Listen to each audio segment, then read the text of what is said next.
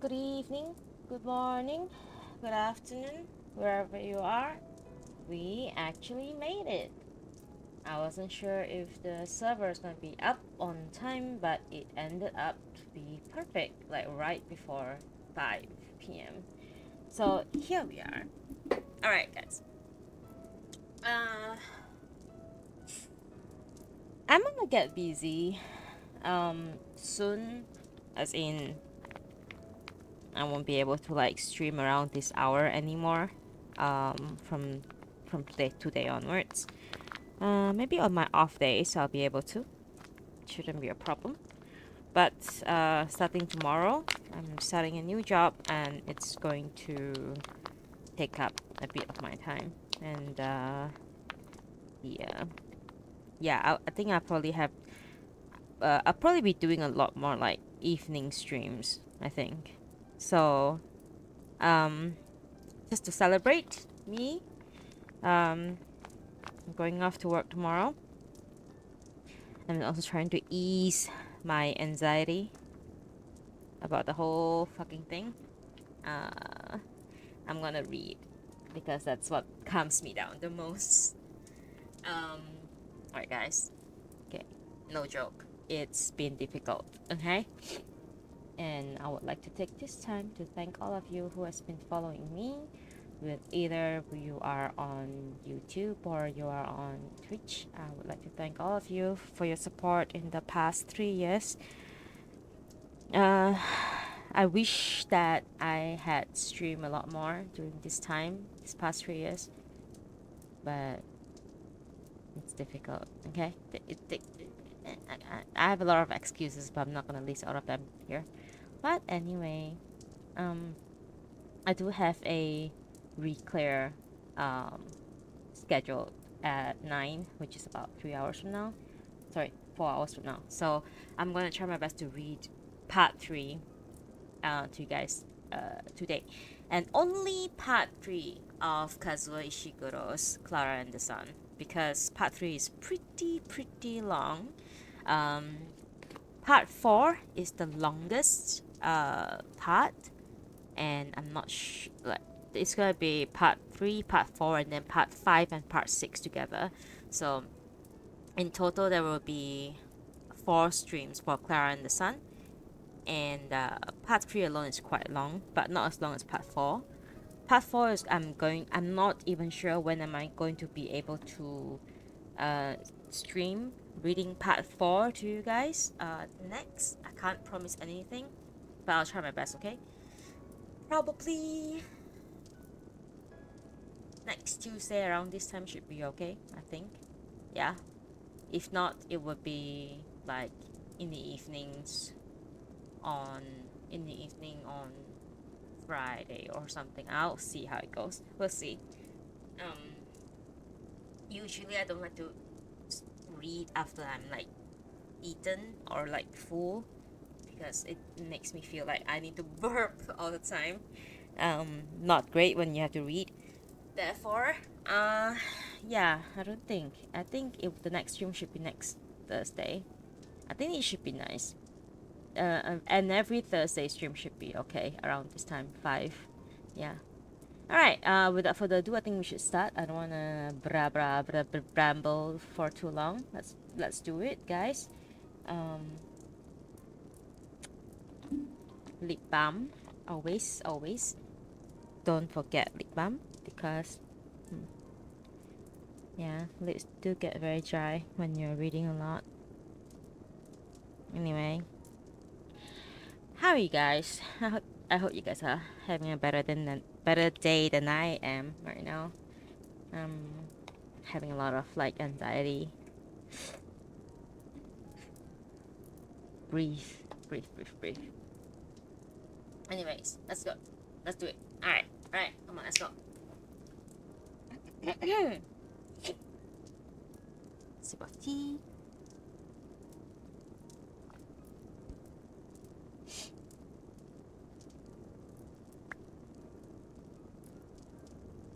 We are now currently reading Kazuo Ishiguro's Klara and the Sun, Part 3.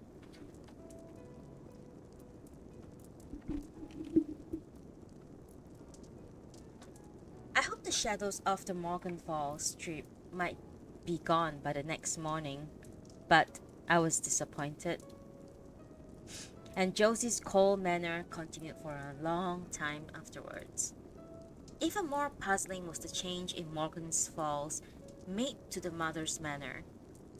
I had believed that the trip had gone well, and that there would be now a warmer atmosphere between us.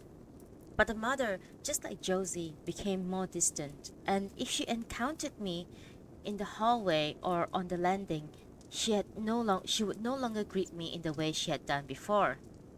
Naturally, then, in the days that followed, I thought often about why the interaction meeting should cast no shadows at all, but Morgan's Falls, despite my complying with Josie's and the mother's wishes, had produced such consequences. Again, the possibility came into my mind that my limitations in comparison to a B3's had somehow made themselves obvious that day, causing both Josie and the mother to regret the choice that they had made. If this were so, I knew my best course was to work harder than ever to be a good AF to Josie until the shadows receded. At the same time, what was becoming clear to me was the extent to which humans, in their wish to escape loneliness, and made maneuvers that were very complex and hard to fathom, and I saw it possible that the consequences in Morgan's Falls had at no stage been within my control. As things turns out, however, I had little time to dwell on the Morgan's Falls shadows because several days after the outing, Josie's health collapsed. She became too weak to go down in the mornings to the mother's quick coffee, so instead, the mother would come up to the bedroom and stand over Josie's sleeping figure, her back remaining very straight even as she sipped her coffee and looked down at the bed. Once the mother left for the day, Melania housekeeper would take over, moving the easy chair close to the bed and sitting with her oblong on her lap, eyes moving back and forth between the screen and the sleeping Josie. And it was on such morning as I was standing just inside the bedroom door in readiness to help that Melania housekeeper turned and said, AF, you behind me all the time, creep me out. Go outdoors. She had said outdoors. I turned to the door before asking quietly, Excuse me, housekeeper, do you mean outside the house? Outside the room, outside the house, who care? Come back quick if I send signal. I had never before gone into the outdoors on my own, but it was clear that as far as Melania housekeeper was concerned, there was no reason why I shouldn't do so. I went carefully down the staircase, and excitement entering my mind despite the worries concerning Josie. When I stepped out onto the loose stones, the sun was high but seemed weary. I was unsure about closing the house door behind me, but in the end, since there were no passerbys, I didn't wish to disturb Josie by sounding the door chime on my return, I pulled the door nearly closed without engaging the lock mechanism. Then I stepped further into the outdoors. To my left, I could see the grass mound where I had met Rick with flying his birds. Beyond the mound was the road the mother along which the mother left each morning, where I myself had traveled to Morgan's Falls. But I turned away from these sights and walked in the opposite direction, crossing the loose stones to where I had a clear view of the fields behind the house. The sky was pale and large, because the fields rose gradually into the distance. Mr. McBain's barn was still visible despite my no longer having the benefit of the rear window's height. The blades of the grass were easier to distinguish than the bedroom. But the main change was that I could now see Rick's house rising out of the grass. I realized that if the rear window had been positioned just a little bit more to the left, Rick's house would have been visible also from the bedroom. But I didn't consider Rick's house because my mind had become filled once more with Josie's worries, and specifically the questions of why the sun hadn't yet sent his special help, as he had done for Beggarman and his dog. I had first expected the sun to help Josie in the days when she had become weak before Morgan's falls. I had then accepted that he would perhaps been correct at the point to wait. But now, with Josie so much weaker and so many things concerning her future in uncertainty, it was puzzling why he continued to delay. I had already given much thought to this matter, but now I was outside on my own, the fuse so close and the sun high above me. I was able to bring several speculations together.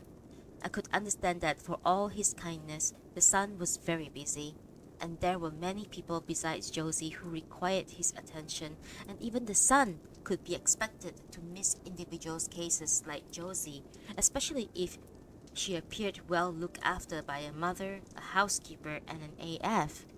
The idea came into my mind then that for her to receive the son's special help, it might be necessary to draw his attention to Josie's situation in some particular and noticeable way. I walked on the soft earth till I was beside the fence to the first field and a wooden gate that resembled a picture frame. The gate could be opened simply by raising the loop of cord hung over its post, and I saw I could then move on into the field unimpeded. The grass in the field looked very tall, and yet Josie and Rick, while still small children, had managed to walk through it all the way to Mr. McBain's barn. I could see the start of an informal trail, created by the feet of passers-by, leading to the grass, and wondered how possible it might be that I could undertake the same journey. I thought too about the time the sun had given his special nourishment to Beggarman and his dog, and considered the important differences between his circumstances and Josie's.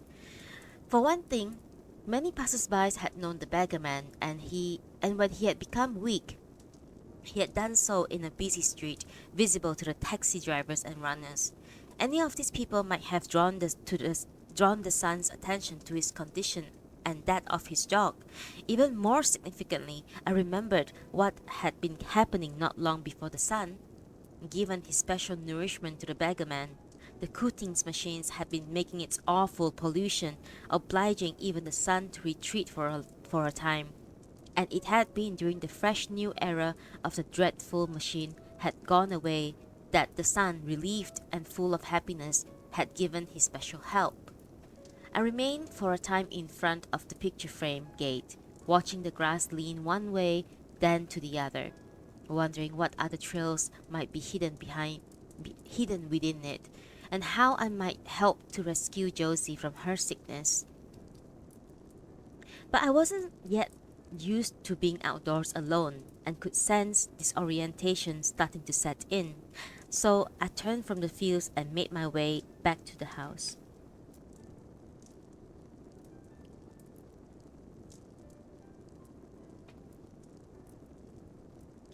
Dr. Ryan visited frequently during this period, and Josie spent long stretches of days asleep. The sun would pour in his normal nourishment each day, his pattern often falling across her sleeping form, but there remained no sign of his special help. But here again, the sun was perhaps correct to wait, for Josie did become gradually stronger until eventually she was able to sit up in bed. She had been warned by Dr. Ryan not to resume her oblong lessons, so there now came the days when, propped up on her pillows, she created many pictures with her sharp pencils and sketchpad. Each time she finished a picture or decided to abandon one, she would tear it out and toss it into the air, allowing it to float down onto the rug, and it became my job to gather these sheets together into the ordered piles. Step on me, please. Thank you for the subscription. Thank you.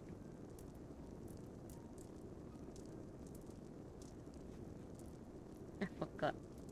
I forgot. I'm sorry.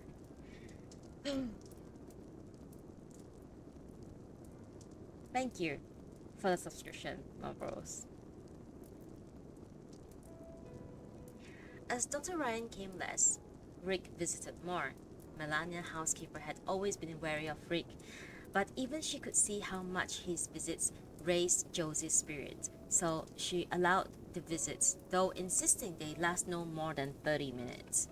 The first afternoon Rick was shown up to the bedroom, I started to leave in order to give privacy, but Melania housekeeper stopped me on the landing, whispering, "No, AF! No, you stay in there. Make sure no hanky-panky." So, it became normal for me to remain during Rick's visits, even though he sometimes looked towards me with a go-away eye and almost never addressed me, even to say hello or goodbye. Had Josie also made such a go-away signs, I wouldn't have remained, but after Melania housekeeper's instruction. But Josie seemed happy about my presence. I even thought she took comfort from it, though she never included me in their conversations. I did my best to give privacy by remaining on the button couch and fixing my gaze over the fields. I couldn't help hearing what was being said behind me, and though I sometimes thought I shouldn't listen, I remembered it was my duty to learn as much as Josie as possible, and that by listening in this way, I might gather fresh observations otherwise unavailable to me. Rick's visits to the bedroom during this time fell into three phases. In the first phase, he would glance around nervously when he arrived, and behaved throughout the 30 minutes as though any careless movement he made might damage the furniture. It was during this phase he took up the habit of sitting himself on the floor just in front of the modern wardrobe, resting his back against its doors. From the button couch, I could see their reflections in the window, and with Rick in this position and Josie sitting up, they looked almost as though they were seated side by side, except with Josie at a higher level.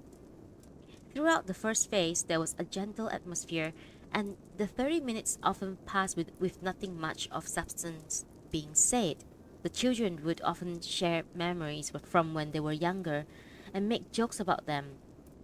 It would take only a word or a single reference to trigger such a memory, and then they would become immersed in it. They conversed at such moments in a speech that was like a code, making me wonder if this was on account of my presence in the room, but I quickly understood it had simply to do with their familiarity with each other's life, and there was no intention to exclude my understanding. Josie didn't first draw pictures when hosting Rick, but as soon as they became more relaxed, she often sketched throughout the entire 30 minutes, tearing out sheets as they went and allowing them to float down to where he was standing, and this was how, quite innocently at first, the bubble game began. The coming of the bubble game marked the start of the next phase of Rick's visits. It's possible that the bubble game was one they had invented a long time earlier in their childhoods. Certainly, when the game started this time around, there had been no need for instructions between them. Josie had simply begun to throw down her sketches to Rick, even as they continued their rambling conversations, until at one point he scrutinized a picture and said, "Okay, it is now the bubble game. If you want, just if you want, Ricky. I don't have a pencil. Throw me one of those dark ones. I need all the dark ones here. Who's the artist here anyway? How can I do the bubbles if you won't even lend me a pencil?" Even with my back to them, it wasn't hard to guess the outline of this game. And once Rick left at the end of each half hour, I was able to observe the pages as I gathered them from the floor. And so it was. I began to appreciate growing importance this game had for the both of them. Josie's sketches were skillful, usually showing one, two, or occasionally three people together, their heads drawn deliberately too large for their bodies. During those earlier visits, the faces tended always to be kind and were sketched only with black sharp pencils, while their shoulders and bodies, like their surroundings, had been done with color sharp pencils. In each picture, Josie left an empty bubble, hovering above one head or the other, sometimes two bubbles over two heads, and for Rick to fill with written words. I understood quickly that even when the faces didn't resemble Rick or Josie, within the walls of this game, it was possible for all sort of pictures girls to stand for Josie and picture boys for Rick. Similarly, other figures could stand for others in Josie's life, and the mother say, like as it sorry others in Josie's life, such as the mother, say, or children from the interaction meeting, as well as others that I had not yet encountered. Although, for me, it was difficult to understand why so many faces stood for, Rick appeared to have no such problem.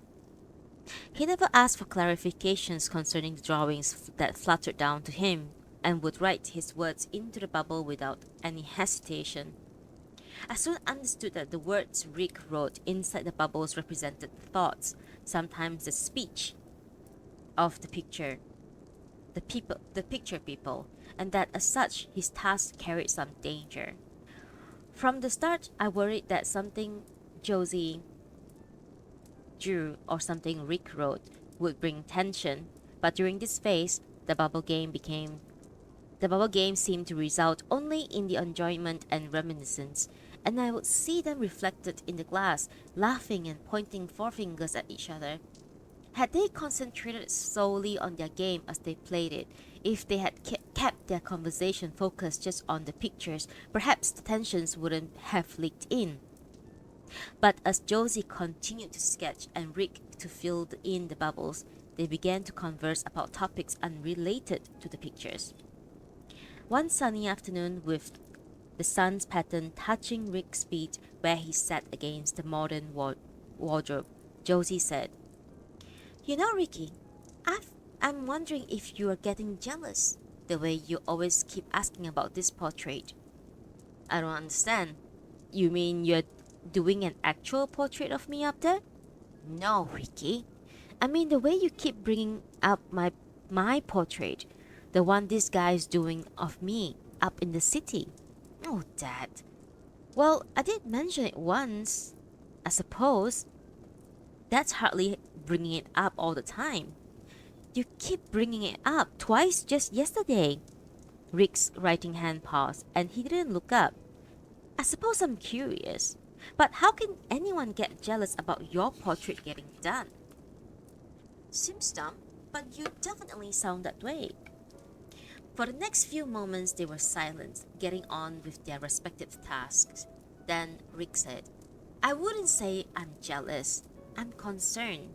This artist guy, this person, everything you said about him sounds, well, creepy. He's just doing my portrait, is all. He's always respectful and always anxious not to tire me out. He never sounds right. You say I keep bringing this up. Well, that's because each time I do, you say something else to make me think, oh my god, this is getting creepy." "What's creepy about it?" "For one thing, you have been to his studio, what, like 4 times? And he never shows you anything. No rough sketches? Nothing? All he seems to do is take photos up close. This piece of you, that piece of you. Is that what artists really do? He prefers photos because that way I don't get exhausted sitting down, sitting still for hours in the old-fashioned way. This way, I'm only in there for 20 minutes tops. Each time, he takes the photos he needs stage by stage, and Mom's always there.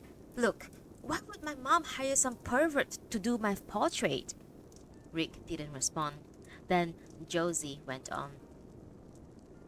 "I think it is some kind of jealousy, Ricky. You know what? I don't mind. Shows that you got the right attitude. You're being protective. Shows that you're thinking about our plans. So don't worry." "I'm not worried. This is such a ridiculous accusation." "It is not an accusation.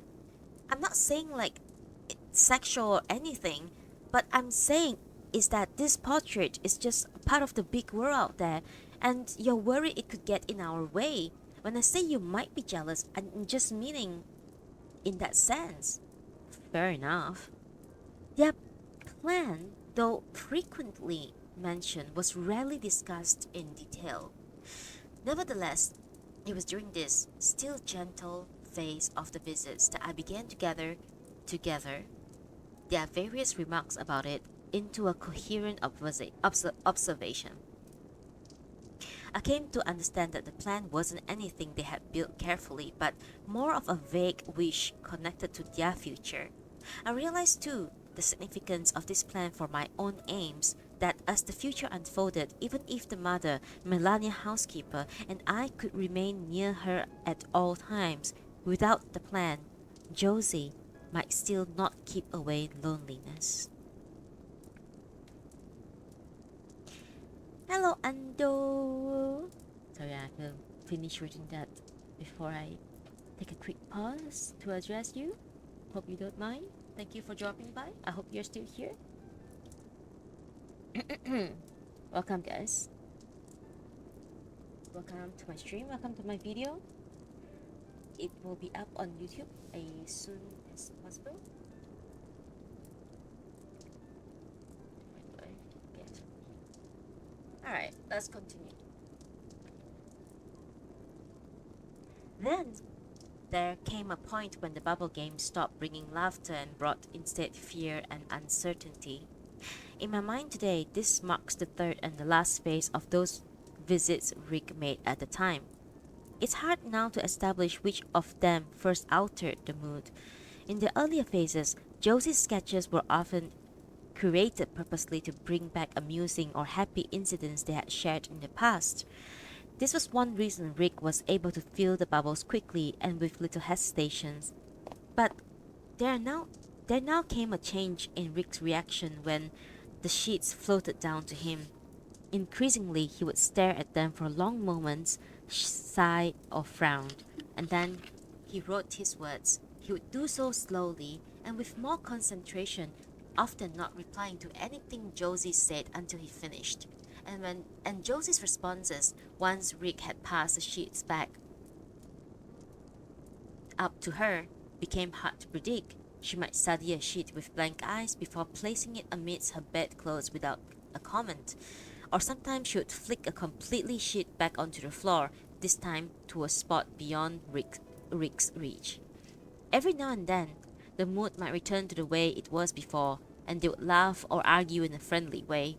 But increasingly, either Josie's picture or Rick's words would cause an unkind exchange.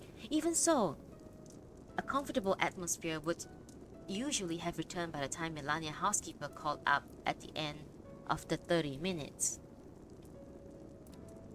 Once, Rick reached forward and picked up a sheet and regarded it carefully, then put down his sharp pencil. He went on looking at the pictures for a long time, for some time, till Josie, noticing from the bed, stopped her sketching. Something up, Ricky? I was just wondering what these were supposed to be. What do they look like? These folks around her. Am I to assume that they are aliens? It almost looks like instead of a head, they have, well, a giant eyeball. I'm sorry if I had this all wrong. You haven't got it all wrong. There was a coldness in her voice and almost a small fear. Well, at least not really. They're not aliens. They're just what they are. Alright, they're an eyeball tribe. But what's rather troubling is the way they are staring at her. What's troubling about it? The silence continued behind me and the window reflections, and I saw Rick continuing to stare at the sheets. So what's troubling about it? Josie asked again. I'm not sure. This is an extra large bubble you have made for her too. I'm not sure what I should write. Write whatever that you think that she's thinking. No different from the others. Then there was another silence. The sun on the glass made it hard to see the reflection, and I was tempted to turn around, even though this might reduce privacy. But before I could, Rick said, "Their eyes are really quite creepy. And what's even creepier, it looks like she wants them to keep staring at her." That's sicko, Rick. Why would she want something like that? I don't know. You tell me. How can I tell you? Josie's voice was now annoyed. Whose job it is to do the bubbles? She's half smiling, like she's pleased on the inside.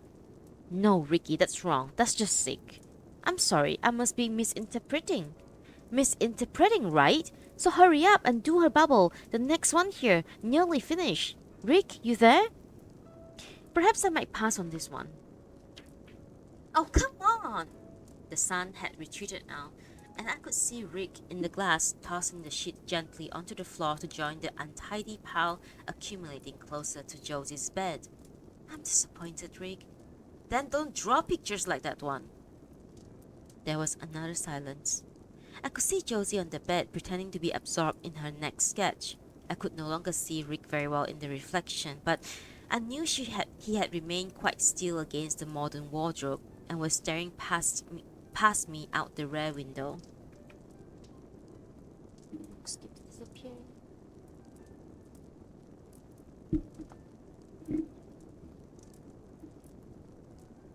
After Rick's visits finished, Josie would usually be tired and toss her sharp pencils, sketch pads, and loose pages onto the floor, turn onto her front and rest. At these moments, I had come off the button couch to pick up the many items now scattered over the floor, and I would then have the chance to see what they had been discussing during the visit.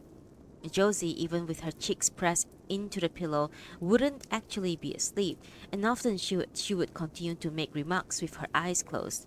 So she was fully aware I was observing the pictures as I gathered them, and clearly didn't mind. In fact, it's likely it was her wish that I look at each and every one of them.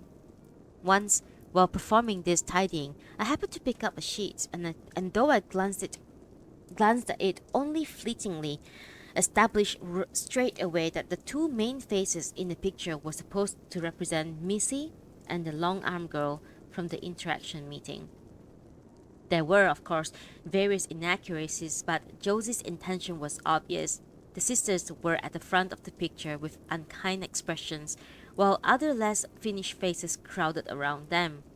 And although there were no furniture detail, I knew the setting was the open plan. Had it not been for a large bubble above it, it would have been easy not to notice the small featureless creature squeezed into the gap between the sisters. In contrast to the picture Missy and the picture long-armed girl, this creature lacked the usual human features, such as face, shoulders, arms, and resembled more of the water blobs that form on the surface of the island near the sink. In fact, if not for the bubble above it, a passerby might not even have guessed this shape was intended to represent a person at all.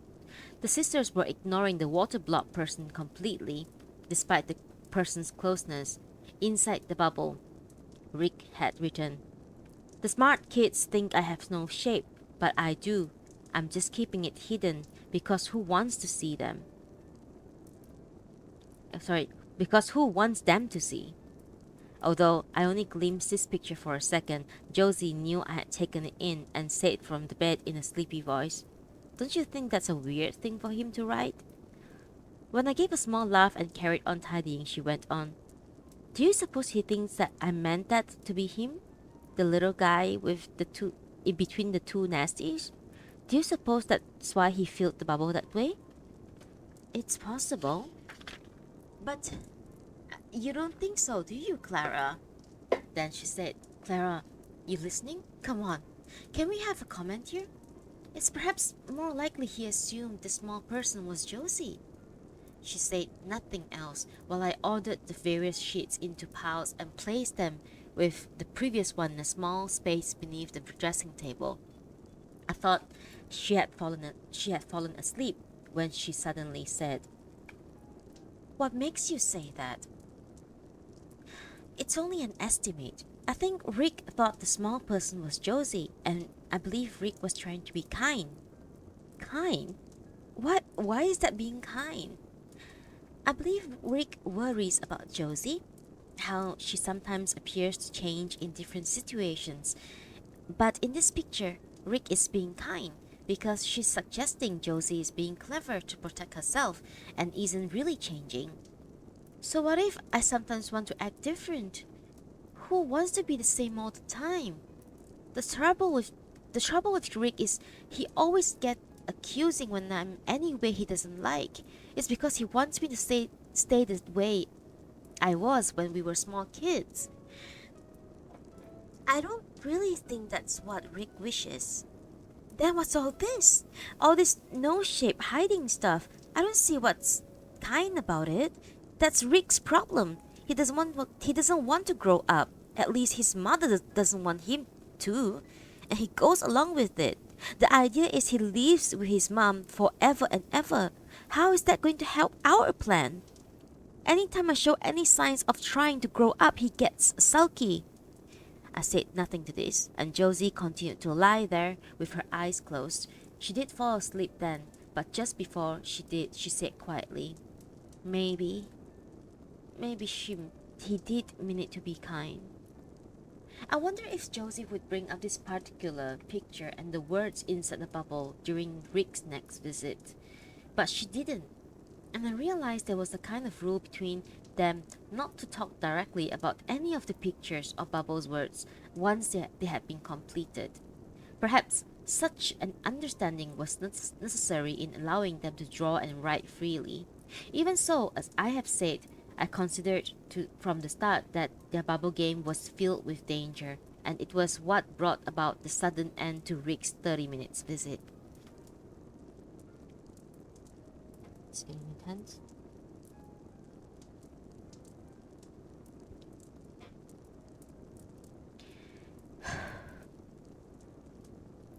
It was a rainy afternoon, but the sun's pattern still came faintly into the bedroom. There had been around then a run of fairly relaxed visits, and the mood that day had also been quite comfortable. Then, 12 minutes into their visit, they were again playing the bubble game. Josie said from the bed, What's going on down there? Haven't you finished yet? I'm still thinking. Ricky, the idea is you don't think. You write down the first thing that comes to you. Fair enough, but this one requires more thought. Why? What's different about it? Hurry it up. I've nearly finished with this next one. In the window's reflections, I could see Rick at his usual place on the floor, knees drawn up so that he could rest the picture on them, both hands down at his sides. He was staring at the picture before him with a puzzled expression. After a while, without pausing from her drawing, Josie said, You know, I've always meant to ask, why is it your mom won't drive anymore? You still have that car, right? No one started it up in years, but yeah, it's still in the garage. Maybe once I get my license, I'll get it checked over. Is it like she's afraid of accidents? Josie, we have talked about this already. Yeah, but I don't remember. Is it because she got too scared? Something like that. My mom, she's the reverse. Drives too fast. When Rick didn't respond, she asked, Ricky, you still haven't filled that in? I'll get there, just give me a moment. Not driving is one thing, but doesn't your mom mind not having friends? She has friends. That Mrs. Rivers come all the time, and she's friends with your mom, isn't she? That's not really what I meant. Anyone could have one or two individual friends, but your mom, she doesn't have society. My mom doesn't have so many friends either, but she does have society. Society? That sounds rather quaint. What does it mean? It means when you walk into a store or get into a taxi or people take you seriously, treat you well, having society. Important, right? Look, Josie, you know my mother's not always so well. It's not as if she made a decision about it. But she does make decisions, right? One thing she made decision about you, back whenever. I don't know why we are talking about this. You know what I think, Ricky? Stop me if this is being unfair. I think your mom never went ahead with you because she wanted to keep you for herself, and now it's too late. I don't see why we are talking about this. And what does it matter? Who wants this society anyway? None of it needs to get in the way of anything. It gets in the way, Ricky. Gets in the way of our plan for one thing. Look, I'm doing my best, but you're not doing your best, Ricky. You keep talking about our plan, but what really are you doing? Sorry.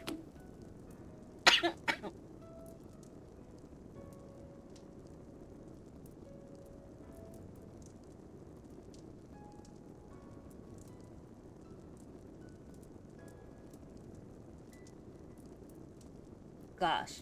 I was too excited. Sorry, guys.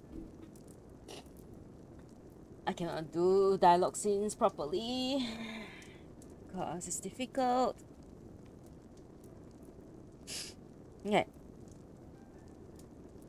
It gets in the way, Ricky. It gets in the way of our plan for one thing. Look, I'm doing my best, but you're not doing your best, Ricky. You keep talking about your plan, but what really are you doing? Each day goes by. We get older. Stuff keeps coming up. I'm doing all I can, but not you, Rick. What I am not doing, I should be doing. Going to more of your interaction meetings? You could at least try more. You could do like what we said, study harder, try for Atlas Brookings.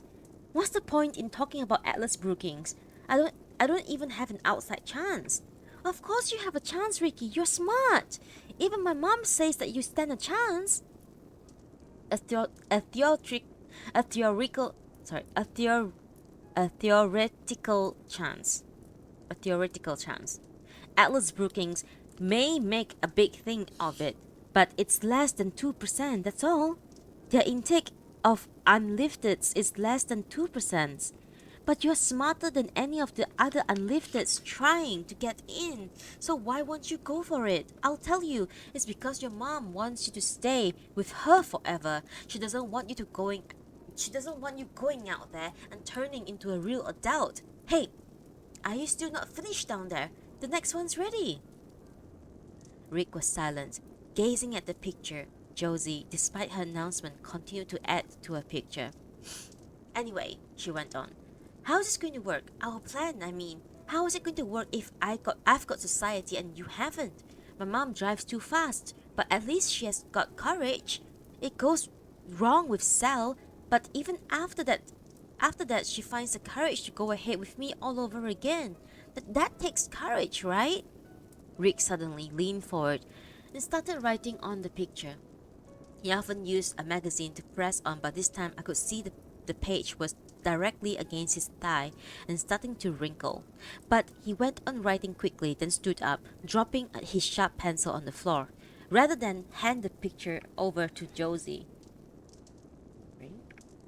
he tossed it towards the bed, making it land on the duvet in front of her. He then stepped back till he was near the door, all the time watching her with large eyes that were both angry and fearful. Josie turned to him in surprise. Then she put down her own sharp pencil, reached forwards to the sheet. For a long moment, she looked at it with blank eyes, while Rick kept watching from the door. I can't believe you had write this, she said finally. Why would you do this? I turned around on the button couch, estimating the tension had reached a level that could no longer justify complete privacy. Perhaps Rick had forgotten about my presence, because my turning around appeared to startle him. His gaze came to me for a second, still filled with fear and anger. Then he strode out of the room without a word. We listened to the steps going down the stairs. Once the front door noise came, Josie yawned, threw everything off the bed, and lay down on her front as though the visit had ended like any other. He can be so exhausting sometimes, she said into her pillow. I came off the button couch and began to tidy the room. Josie's eyes stayed closed and she said nothing more, but I could tell that she hadn't fallen asleep. As I went tidying, I naturally glanced at the sheet that had caused the tension. As expected, the picture showed versions of Josie and Rick. There were many inaccuracies, but also enough resemblance to leave no doubt about the intended identities. Picture Josie and picture Rick appear to be floating in the sky, the trees, the road, and houses far below to reduce to miniature sizes.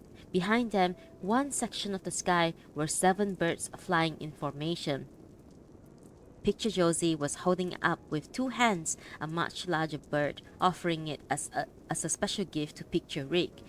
Picture Josie had a large smile, and Picture Rick a look of thrilled amazement. There was no bubble for Picture Rick. There was only one was for Josie's thought, and inside it, Rick had written, I wish I could go out and walk and run and skateboard and swim in lakes, But I can't because my mother has courage. So instead, I get to stay in bed and be sick. I'm glad about this, I really am. I added this picture to the collection I was gathering in my hands, making sure that it wasn't near the top. Josie remained quiet and still, her eyes closed, but I knew she wasn't asleep. In the days before Morgan's falls, I would perhaps have spoken to her at this point, and Josie would have responded with honesty. But the mood between us was different now, so I decided to say nothing. I went to the dressing table, reached down, and placed his latest pile beside the others in the space underneath. Rick didn't come back the next day or the day after, but when Melania housekeeper asked, "Where boy go? Get sick?" Josie just shrugged and said nothing. As the days continued and was still no visit from Rick, Josie grew more quiet, and her signals became keep away once. She still continued with her drawings in bed, but without Rick and the bubble game, her enthusiasm would quickly drain away, and often she would toss unfinished pictures onto the floor, stretch out on the bed, and stare at the ceiling. One afternoon, when she had been staring this way, I said to her, "If you like, Josie, we could play the bubble game. If Josie would draw the pictures, I'll do my best to think of suitable words." She went on staring up in the air. Then she turned and said, "Look, that's just not gonna work. I don't mind you listening in, but there's no way you could do that instead of Rick. No way at all." "I see. I'm sorry. I shouldn't have suggested." "No, you shouldn't have." As more days passed without Rick's visit, Josie grew lethargic, and I was concerned that she was going weak again. It occurred to me that this was the ideal time for the son to send his special help. And whenever his pattern in the bedroom altered suddenly, or when he burst out in the sky following an overcast spell, I would watch with particular keenness. But though he continued unfailingly to send his normal nourishment, his special help didn't come. One morning, I returned to the bedroom after taking down her breakfast tray, and found her propped up on her pillow, sketching busily with something like her old enthusiasm. She also had a serious expression I hadn't seen before while working on a picture, and when I tried to make conversations, she didn't reply. Once, as I was tidying in the room, came near the bed, she adjusted her posture to prevent me glimpsing any part of her sheet. After a time, she tore out the page, screwed it into a tight ball, and dropped it into a crevice in her duvet between herself and the wall. She then began a fresh drawing, her eyes large and tense.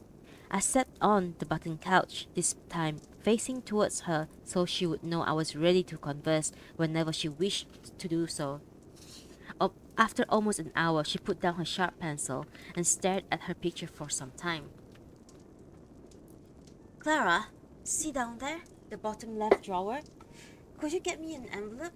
One of the large padded ones?" As I was crouching down by the drawer, I saw Josie raise her sharp pencil again, and from its movements, I knew she was no longer drawing but writing words. Then she folded the picture down in the middle, placing a blank sheet between the halves to prevent smudging, took a padded envelope from me, and carefully slid the picture inside.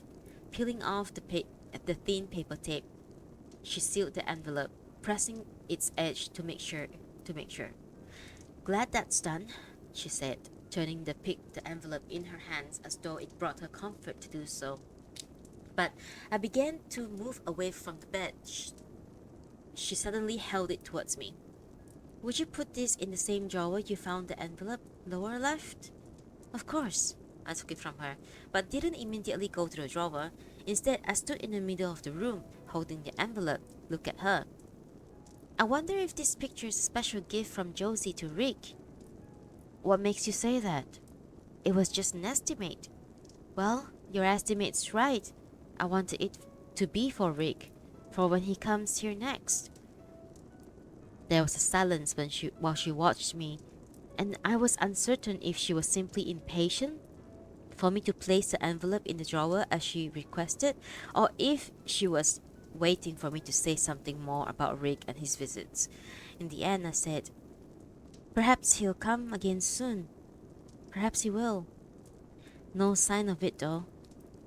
I think Rick will be pleased to see the picture. He'll see Josie took special care of it. I didn't take special care. I didn't take special care. She flashed angry eyes. I got bored and drew another picture, that's all. But you're right, it's for Rick. Problem is, he will have to come here to get it, and he doesn't come here anymore. He went on staring at me. I remained standing in the middle of the room. Josie, I said after a while, if you like, I could take the drawing to him. Her eyes became surprised and also excited. You mean you take it over to him, to his house? Yes, it's only the neighbor house after all. I guess it wouldn't be so weird you taking this to him. Other people's AFs go on errands all the time, right? I'll be happy to go. I believe I'll be able to find the correct trail to his house. And would you do it today before lunch? Whenever Josie wishes. If you like, I could take it to him now, right away. You think that's a good idea? I raised the padded envelope slightly. I'd very much like to take Josie's picture to Rick. It would be good for me to explore the outside. And if Rick receives this special picture, he may forgive Josie and her best friend again. What do you mean forgive? It's for me to forgive him. That's really dumb, Klara. I don't think I want you to take this to him now. I'm sorry, it is my error. I don't understand yet the rules about forgiveness. Even so, I think it would be best to take him the picture. I think he would like it. Her anger faded from her face. Okay, go ahead, take it. Then as I turned, she quietly added, You're probably right. I guess it is him who needs to forgive me. I'll take it to him and we can see what he does. Okay, then she smiled. If he's rude about it, you just tear it up, okay? Her smile was almost like the smiles from before Morgan's falls. I smiled too then, and then I said, I hope that won't be necessary. She fell back onto her pillow in a jokey way. Okay, go, honey, rest now. But as I was leaving the room, the padded envelope held closely to me, she suddenly said, Hey, Klara. Yes? It must be dull, right? Living here with a sick kid. She was still smiling, but I saw fear beneath her smile. It's never dull to be with Josie. You waited all the time for me in the store. I bet you're wishing now that you had gone with some other kid. I've never wished such a thing. It was my wish to be Josie's AF, and the wish came true. Yeah, but... She made a small laughing sound full of sadness. But that was before you got here. I promised it would be great.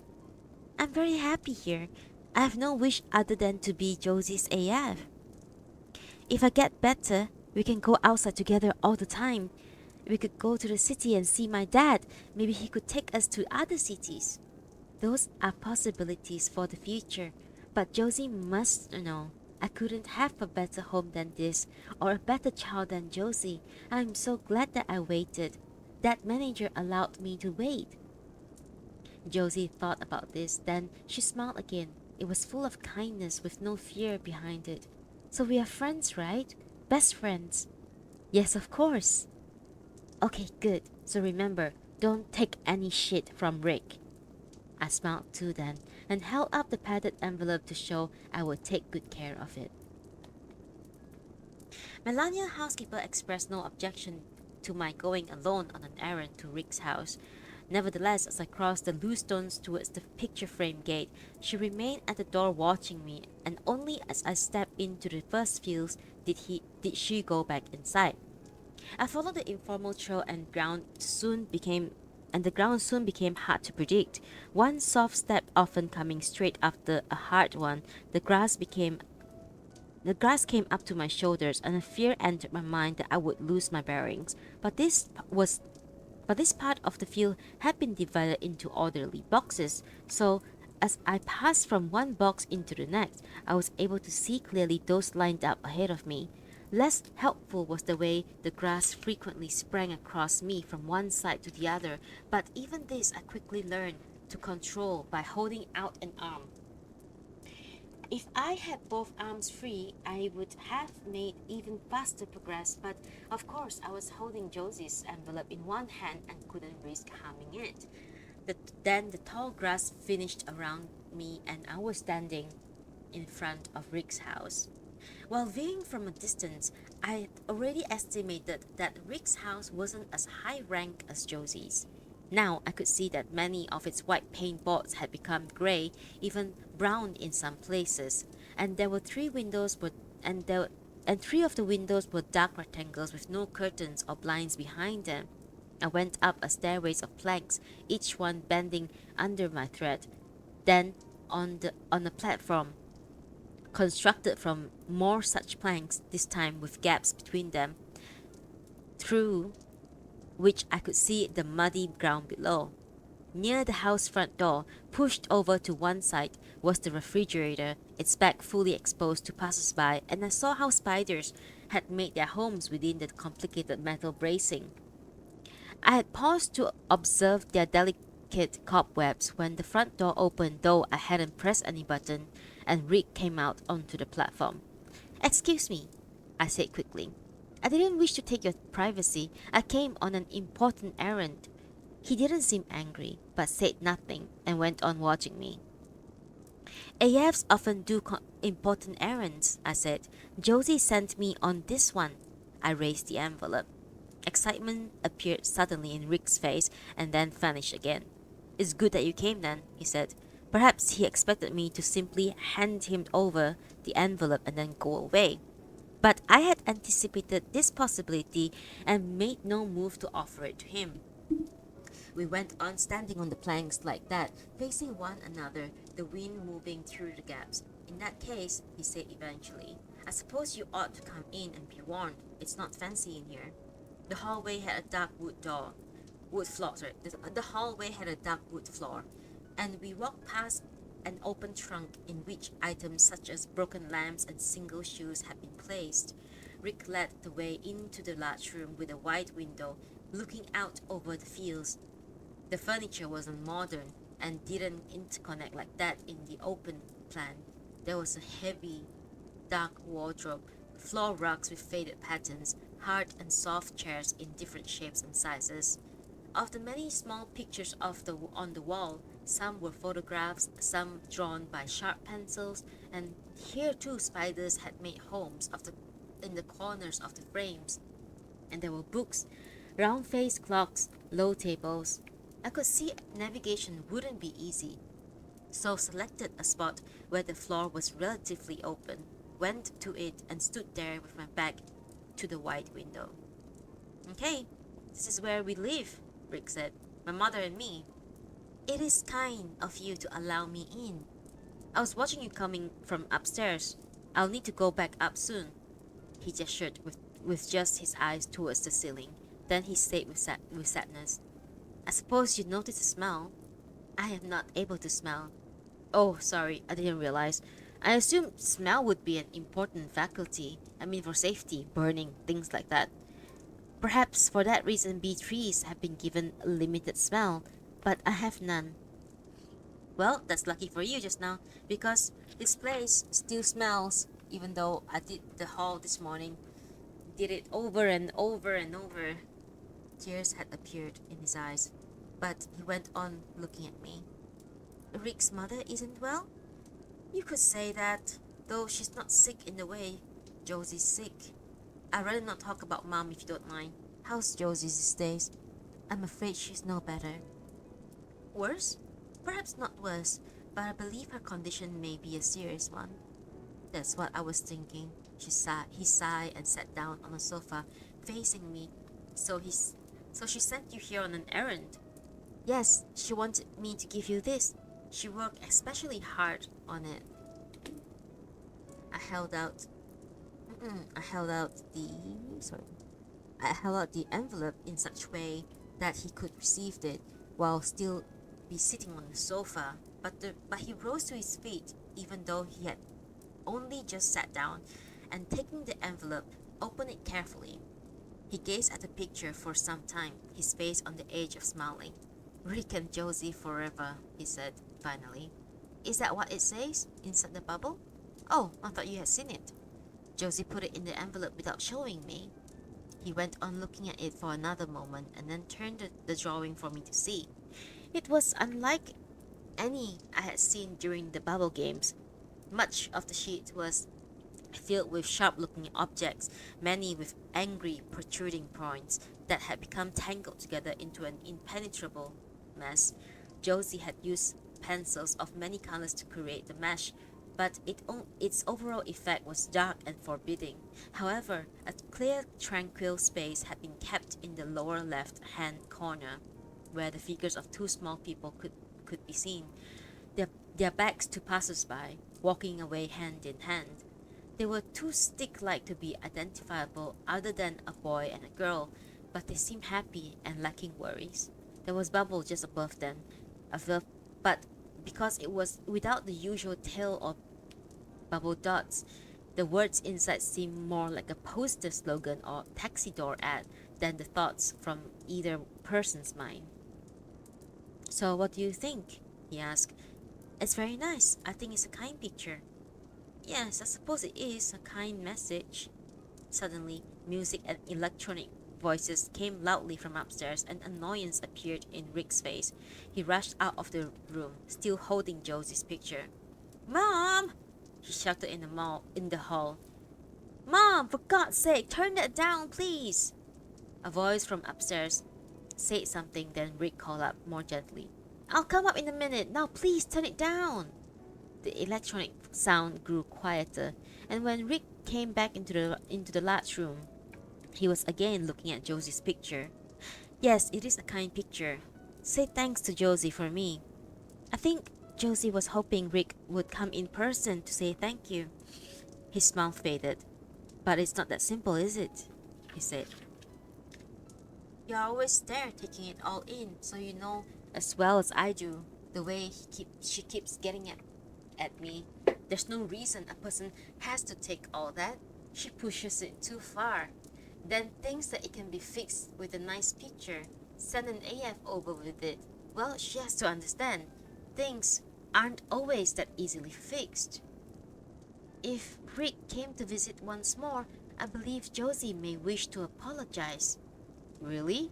Look, I know Josie, and my guess is she's pretty convinced that I'm the one who needs to do the apologizing. Josie and I already had the very discussion. I believe that she's wishing to apologize to Rick. I suppose I was out of order too, but she cannot just keep saying all that stuff about my mom. It's not fair. My mother's doing her best and she's getting better. Although the version of Rick who had opened the door and faced me on the platform had been much like the one who had ignored me throughout his visits, it was interesting to see he had now become much closer to the person I talked to at the interaction meeting after the other children had gone outside. In fact, it was almost as if this version of Rick was meeting me for the first time since that afternoon and continuing the conversation that we had then started. I agree Josie's words were sometimes unkind, I said, but that might be because Josie feels Rick's mother holds Rick too closely to allow Rick and Josie's plan to become possible in the future. But why does Josie blame Mom all the time? It's not fair. Josie worries about the plan. I think she believes Rick's mother is reluctant to let Rick go because she fears the loneliness that will result for her. Look, you might be a very intelligent AF, but there's a lot you don't know. If you ever listen to Josie's side of things, you will never get the whole picture. And it's not just about Mom. Josie's always trying to trap me now. Trap you? You must have heard. She's always doing it now. Either she accuses me of thinking about the stuff too much, or she's offended because I don't think about her enough in that way. Always trapping me whatever I say. She claims that I'm always lusting after these girls that I can see on my DS. Then, next time she brings it up, I don't react. She says there's something wrong with me. I'm not being natural.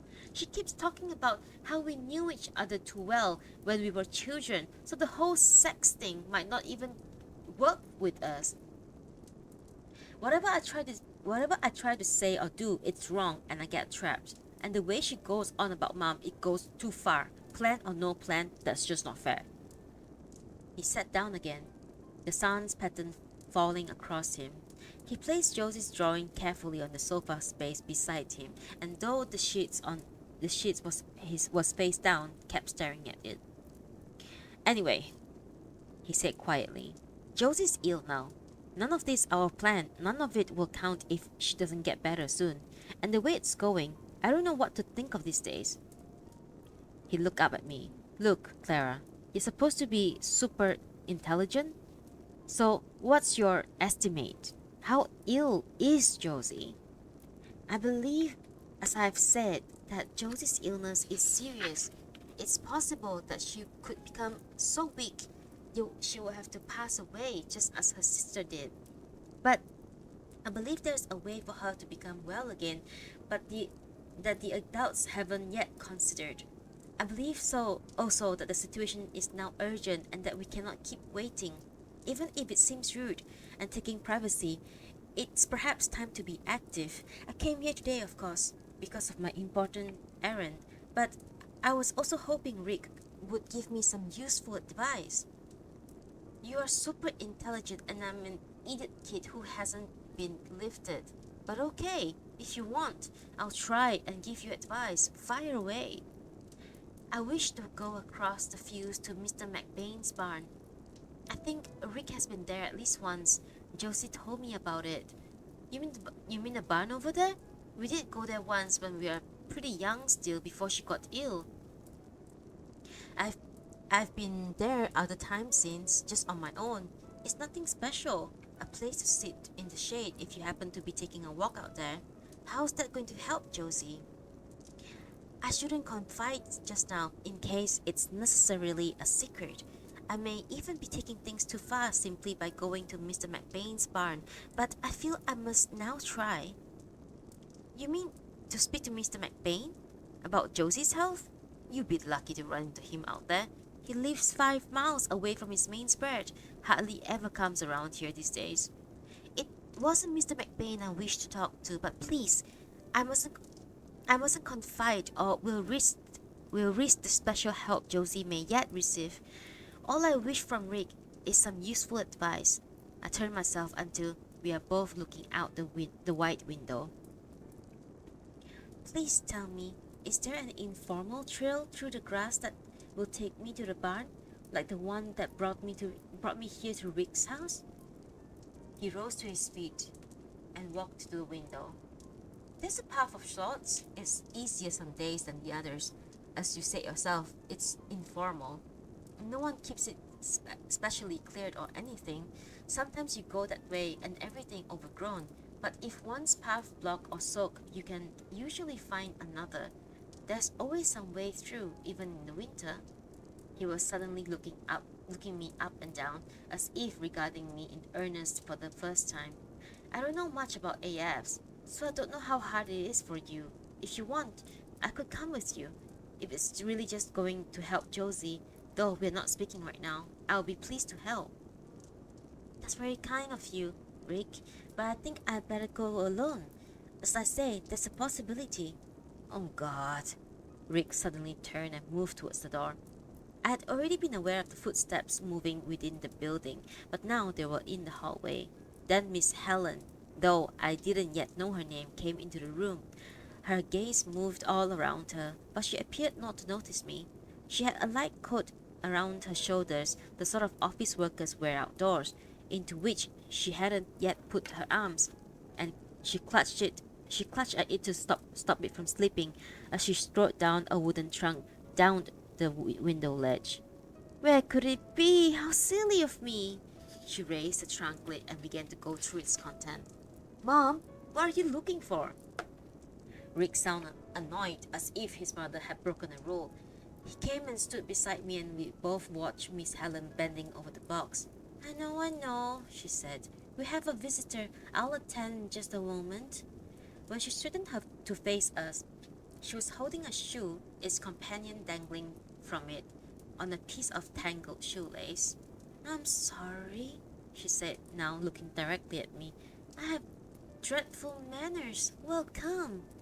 Thank you. One never knows how to greet a guest like you. After all, are you a guest after all? Yeah, are you a guest at all? Or do I treat you like a vacuum cleaner? I suppose I did as much just now. I'm sorry. Mom, Rick said quietly. Don't fuss, darling. Let me get to know our new visitor in my own way. The shoe that had been dangling dropped into the trunk of its own weight. Miss Helen stared at it, the other shoe still in her hand. I saw Rick was becoming increasingly uncomfortable, and I wanted to leave to give privacy. But Miss Helen then went on speaking to me. I know who you are, Josie's little companion. What a great success you have been. I've heard all about it from Chrissy. She comes here quite often, you know. Doesn't she, Rick? Won't you sit down? You're very kind, but I feel I should be returning. Not on my account, I hope. I came down looking forward to a nice chat. Mom, Klara has responsibilities, and you are probably still tired. I'm feeling fine, thank you, darling. Then, to me, she said, apparently I wasn't at my best last night. Now, Klara, I expect you're curious about me. Chrissy says that you are curious about everything. If so, you must have noticed that I am English. Are you equipped to identify accents? Or perhaps you can see deep into me, right through my genetics? Mom, please. English people often came into the store, I said, smiling. So all the AFs became familiar with your way of speaking. We thought it was pleasant, and manager, the lady who looked after us, always encouraged us to learn from it. The thought of all of you robots receiving elocution lessons, how delightful! Mom. Speaking of lessons, Klara, your name is Klara, isn't it? Speaking of lessons, there's an idea that's been brewing here in this household.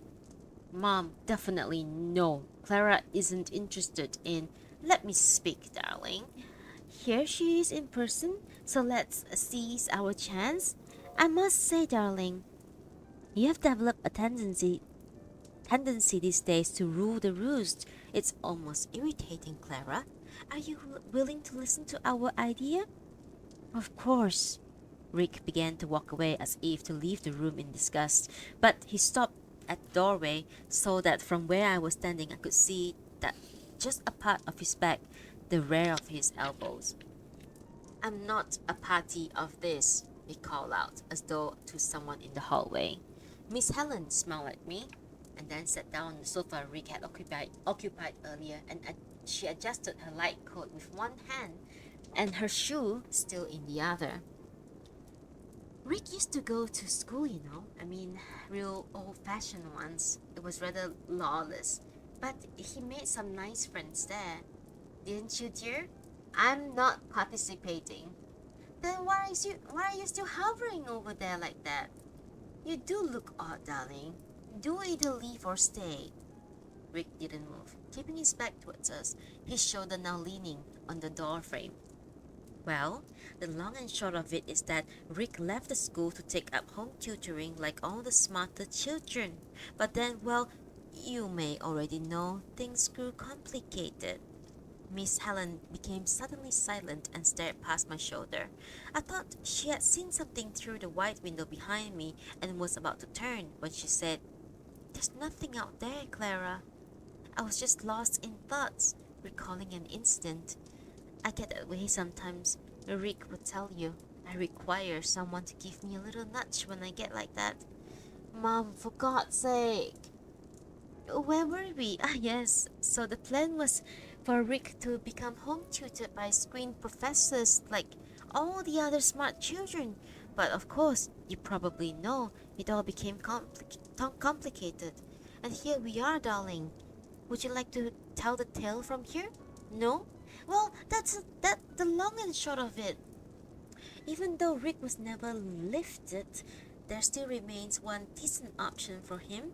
Atlas Brookings takes a small number of unlifted students, the only proper college that will still do so. They believe in the principle, and thank heavens for that. Now, there are only a few such places available each year, so naturally the competition is savage. But Rick is clever, and if he applied himself and perhaps received just a little expert guidance, the sort I can't give him, he has a good chance. Oh, yes, you do, darling. Don't shake your head like that. But the long and short of it is that we can't find screen tutors for him. They are either members of the TWE, which forbids its members to take unlifted students, or else they are bandits demanding ridiculous fees, which we, of course, are in no position to offer. But then, we heard you arrived next door, and I had a marvelous idea. Mom, I mean it. We're not going any further with this. Rick came back to the room, striding towards his mother as if to pick her up and carry her off. Very well, darling. If you feel strongly, so strongly, we shan't continue. Rick had now come right up to the sofa and was glaring down at Miss Helen. She adjusted her posture slightly so that she could go on looking at me past him. Just now, Klara, when I appeared to be in a dream, it wasn't any dream, you know. I was looking out there. She pointed the shoes behind me, and I was recalling. Turn and look all you like. I assure you there's nothing there just now. But had changed the topic. His voice had lost the urgency. He half turned to me, stepping back so he no longer obstructing his mother's view. It was a nice day. Around 4 in the afternoon, Miss Helen was saying. I recalled Rick and he came and he saw it too, didn't you, dear? Though he claimed it was too late. It could have been anything, Rick said, anything at all. What I saw was Chrissy, Josie's mother, that is. I saw her come out of the grass just over there, holding someone by the arm. I'm explaining myself rather poorly, but what I mean was it was as if this other person had been trying to run away, and Chrissy had been after her, and she had caught hold of her, and hadn't been quite able to stop her. So they would both of them tumbled out, so to speak, just over there, out from the grass onto our land. Mom wasn't perhaps in the best condition that day to see things accurately. I was able to see perfectly well. Rick doesn't like this story, so he tries to insinuate all kinds of things. Do you mean, I asked, that you saw Josie's mother come out of the grass with a child? One other than Josie? Chrissy was trying to hold back this person, and then she did manage to pose some control just out there. Chrissy had both arms around the girl. Rick got here in time to see that part. Then they both vanished back into the grass. It could have been anyone. Rick, now more relaxed, sat down beside his mother, and he too looked past me out the window. Okay, one was Josie's mom. I'll allow that. But the other one looked like Sal, Miss Helen said. Josie's sister. That's why I call Rick. This being a good 2 years after Sal is supposed to have died. Rick laughed, putting his arm around her shoulders, squeezed his mother affectionately, tilting her light coat. Mom has some weird theories, like one about Sal still living in that house, hiding in some cupboard. I didn't say that, Rick. I never suggested such a thing, seriously. Sal passed away. It was a great tragedy, and we shan't play foolish game in her memory. But what I'm saying is that the person I saw trying to run away from Chrissy looked like Sal. That's all I said. But this is such a strange story, I said. I was just thinking, Klara, Rick said. Josie might be wondering what happened to you. Ah, but our little friend can't go yet, Miss Helen said. I have just remembered what we are discussing. We are discussing Rick's education. No, Mom, that's enough. But darling, Clara's here, and I mean to talk to her about this. And what do we have here? Miss Helen had noticed Josie's picture, which Rick had left on the sofa face down on the envelope. That's enough!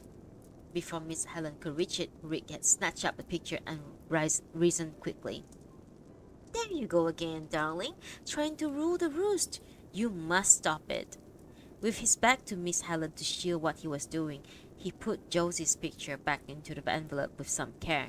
Then he walked out of the room. This time, not stopping at the threshold, we heard his firm stride at the hallway, the front door opening then slamming shut. A little air will do him good, Miss Helen said. He gets cooped up and now he's even stopped going to visit Josie. She was again looking past me out the wide window, and this time when I turned, I saw Rick's figure outside on the boards, leaning on the rail where the plank stairs descended from the platform. He was gazing out over the fields, the sun's pattern all over him. The wind was disturbing his hair, but he remained quite still. Miss Helen rose from the sofa and came a few steps towards me until we were side by side before the window. She was taller than the mother by 2 inches. However, when she was standing, she didn't do so in the upright way the mother did, but with a gentle curve forward, as if she, like the tall grass outside, was being pushed by the wind. She wasn't at the moment partitioned at all, and in the window light I could see the tiny white hairs around her chin. I didn't introduce myself properly, she said. Please call me Helen. My manners been awful. Not at all. You've been very kind. But I'm afraid that my coming may have caused friction. Oh, but there's always friction. Incidentally, before you ask, the answer is yes, I do miss England. In particular, I miss the hedges. In England, the part of it I'm from anyway, you can see green all around you and always divided by hedges. Hedges, hedges everywhere, so ordered. Now look out there. It just goes on and on. I suppose there are fences somewhere in the midst of it all, but who can tell? She became quiet. So I said, I believe there are indeed fences. It's really 3 separate fields, fences dividing them. You can tear down a fence in a moment, she said, then put up another somewhere. Change the entire configuration of the land in a day or two. A land of fences is so temporary. You can change things as easily as a stage set. I used to act, sometimes in decent theaters, wretched theaters too. Fences, what are they? Stage design. That's the nice thing about England. Hedges give a sense of history properly set down in the land. When I was acting, I never forget my lines. My fellow actors did forget all the time. They weren't much good on the whole, but I never forgot, not a single line. I've often thought over the years to ask Chrissy about what I saw. She comes to visit from time to time, and we always have a good chat. I've often thought about asking her, but then I stop myself. I think, no, better not. What business is of mine anyway? I believe Rick's mother was just now wishing to discuss Rick's education. Please call me Helen. Yes, that was it. As you see, Rick is reluctant even to raise the topic about getting you to help. I suppose I should really ask Chrissy about it first, or even Josie. I have no idea. It's so unclear, the etiquette. If one was borrowing a vacuum cleaner. But it's not like that, I know. You must forgive me. Oh, what dreadful manners. All Rick needs is a little guidance. I bought the best textbooks for him. They're from an era before children were lifted, and they were just right for him. But they all assume there's some sort of tutor lurking around. He has a genuine ability, especially with physics, engineering, all that sort of stuff. But then he comes across something he doesn't understand. There's no one to explain. That's when he gets discouraged. I used to tell him to ask Josie, but of course he gets cross about that too. So, Miss Helen wishes me to help Rick with his textbooks? Just an idea. Those textbooks would be child's play for you, right? It's just to get him through these exams, you see. He really doesn't need to get into Atlas Brookings. It's his only chance. I wasn't suggesting anything more long term. I suppose I really should ask Chrissy first. If Rick could go to the Atlas Brookings College, that would be a good thing. In which, yes, I would very much like to assist Rick, so long as it didn't disturb at all my looking after Josie. Perhaps if Rick resumed his visits, he could sometimes bring his books with him. I could see my response hadn't satisfied Miss Helen. She went on looking at Rick out the board platform. He hadn't moved at all, then said, I suppose if I'm honest, that's not the true issue. Yes, some tutoring would help, but the real obstacle is that, for the moment, the way things stand, Rick doesn't wish to try. If only he had given it all, then I know he has such a chance, especially you see, since I have a secret weapon to help him, to give him a little extra push, this being Atlas Brookings. But he won't try, not properly. He won't try because of me. Because of you? He convinced himself he can't go away, leave me here. Of course, I can manage perfectly well, but he likes to pretend that I'm quite helpless, likely to set up all sorts of mischief in his absence. Is the Atlas Brookings College far away? A day's drive, but distance is beside the point. He's convinced an hour is about as much as he can leave me on my own. Now, how will he grow up and go out into the world if he can't leave me for more than an hour at a time? Outside, Rick began to step down the boards towards the grass. He did so slowly, as if daydreaming. And I could tell from the way he kept one arm stiffly to his chest that he was still holding Josie's drawing. As his head and shoulders descended out of the view, Miss Helen went on. What I really wish to ask you, Klara, the real request, the deeper one. Would you ask Josie to try and persuade Rick? She's the one who might change his stance. He's very stubborn, you see, and also I suspect this rather afraid. And who can blame him? He knows the world out there won't be easy, but Josie's the one capable of getting him to see this differently. Will you speak to her? I know you have a big influence on her. Would you do this for me? Mention it to her, not just this once, but over and over, so she'll exert a real pressure on him. Of course, I would be pleased to do so, but I believe Josie has already spoken to Rick in these terms. In just these terms, the current rift between them may in fact have to do with Josie expressing herself too forcefully on this topic. That's interesting to know. If what you say is correct, then it's more important than ever what I'm asking you. Josie may feel she has to relent in order for them to make up. She may come to feel she was wrong ever to take the attitude that she did. Well, you must speak with her. Tell her she must persevere. Never mind what temper tantrums he throws. Is something the matter, dear? Sorry, it's just that I'm a little surprised. Oh? Why are you surprised, dear? Well, frankly, I'm surprised because Miss Helen's request concerning Rick's appears very sincere. I'm surprised someone would desire so much path that would leave her in loneliness. And that's what surprises you? Yes. Until recently, I didn't think humans could choose loneliness. That there were sometimes forces more powerful than the wish to avoid loneliness. Miss Helen smiled. You really are a sweet one. You don't say much, but I can tell you what you're thinking. A mother's love for her son, such a noble thing to override the dread of loneliness, and you might not be wrong. But let me tell you, there are all kinds of other very good reasons why in a life like mine, one might prefer loneliness. I've often made such a choice in the past, and did so, for instance, rather than stay with Rick's father, late father very sadly, though Rick has no memory of him. Even so, he was for a while my husband, and not an entirely useless one at that. It's thanks to him that we are able to get by this way, even if we don't exactly live in splendor. Here's Rick coming back in again. Oh, he's not. He wishes to stay out there and sulk further. Rick had come walking up the plank steps and glanced towards the house, and then had sat down on top of the steps, his back turned towards us once more.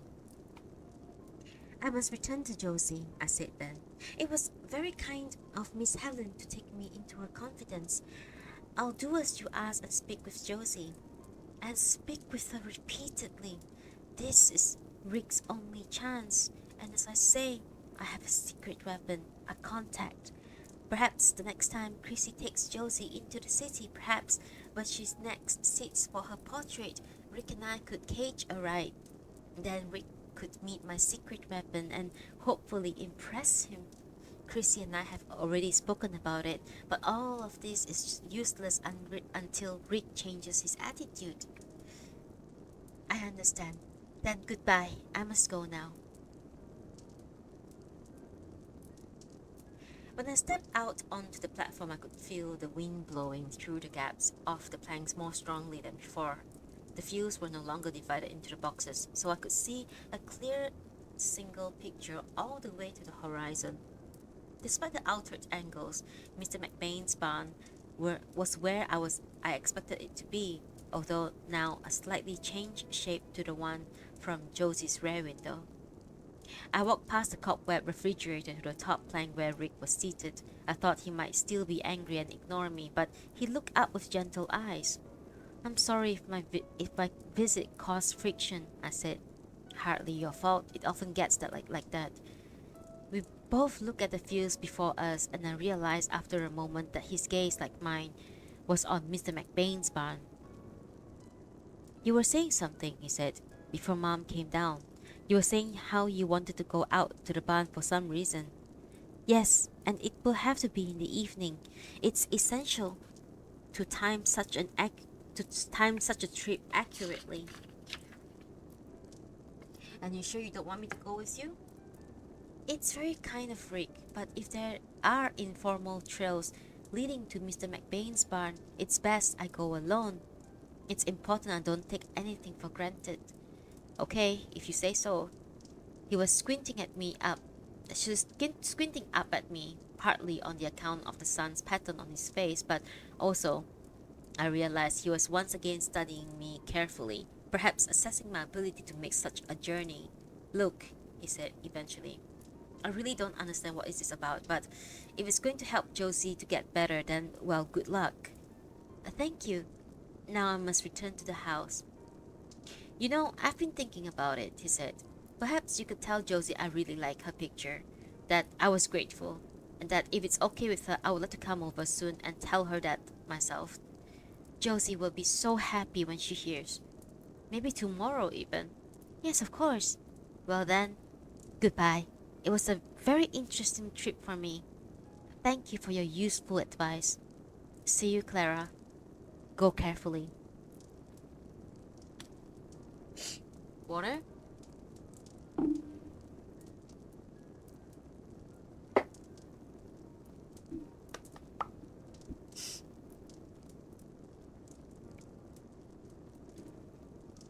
Okay. Long chapter. I think I have to separate part 4 into 2. So it's very long. Yeah, I definitely have to separate.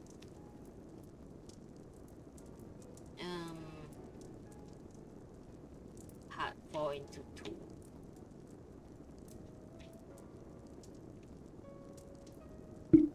I don't know how to separate it. It's pretty difficult, I think. We'll see how.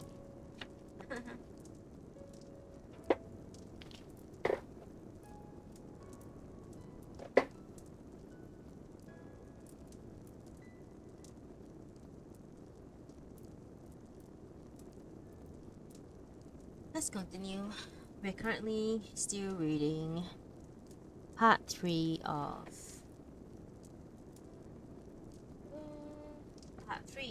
Theory of Klara and the Sun by Kazuo Ishiguro.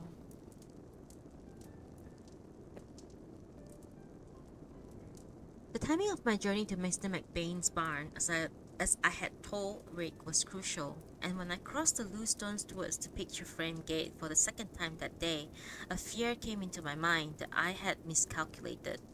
The sun was already low before me, and I couldn't assume the second and the third fields would be easy to navigate as the first. My journey began reassuringly, the informal trail to Rick's house similar to what it had been in the morning. This time, I had both hands to push away the grass, and as I did so, evening insects flew up.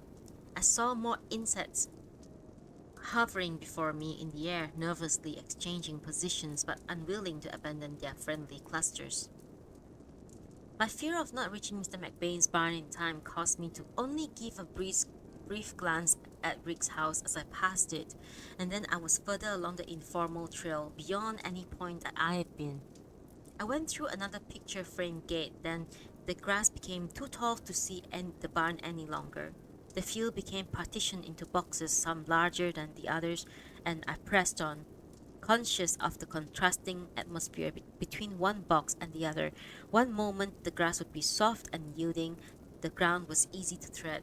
Then I would cross a boundary and everything would darken. The grass would resist my pushes, and there would be strange noises around me and making me fearful that I had made a serious miscalculation, that there was no justifiable reason to disturb his privacy in the manner that I was hoping to do so, that my efforts would have gravely negative consequences for Josie.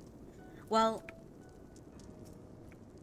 while crossing one particularly untimed box, I heard around me the cries of an animal in pain, and a picture came into my mind of Rosa sitting on the rough ground somewhere outdoor, little pieces of metal scattered around her as she reached out both hands to grasp one of her legs stretched out stiffly before her.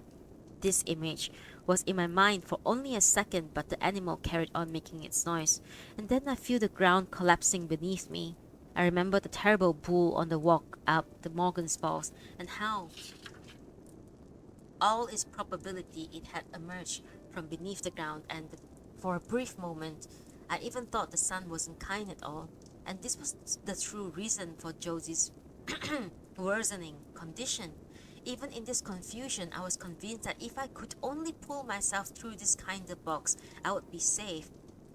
I had also been aware of a voice calling to me, and I now spotted an object, shaped like one of those overhaul man's traffic cone, placed in the grass little ahead of me. The voice was coming from behind this cone, and when I tried to move towards it, I realized that it was in fact two cones, one inserted into the other, allowing the higher one to perform a rocking motion, perhaps to draw the attention of passers-by. Klara, oh, come on, over here! I came closer, then realized that these weren't cones at all, but Rick, holding back the grass with one hand and reaching the other towards me. Now that I had recognized him, I had even more incentive to move towards him, but my feet sank further, and I knew if I attempted another step, I would lose balance and fall deep into the ground.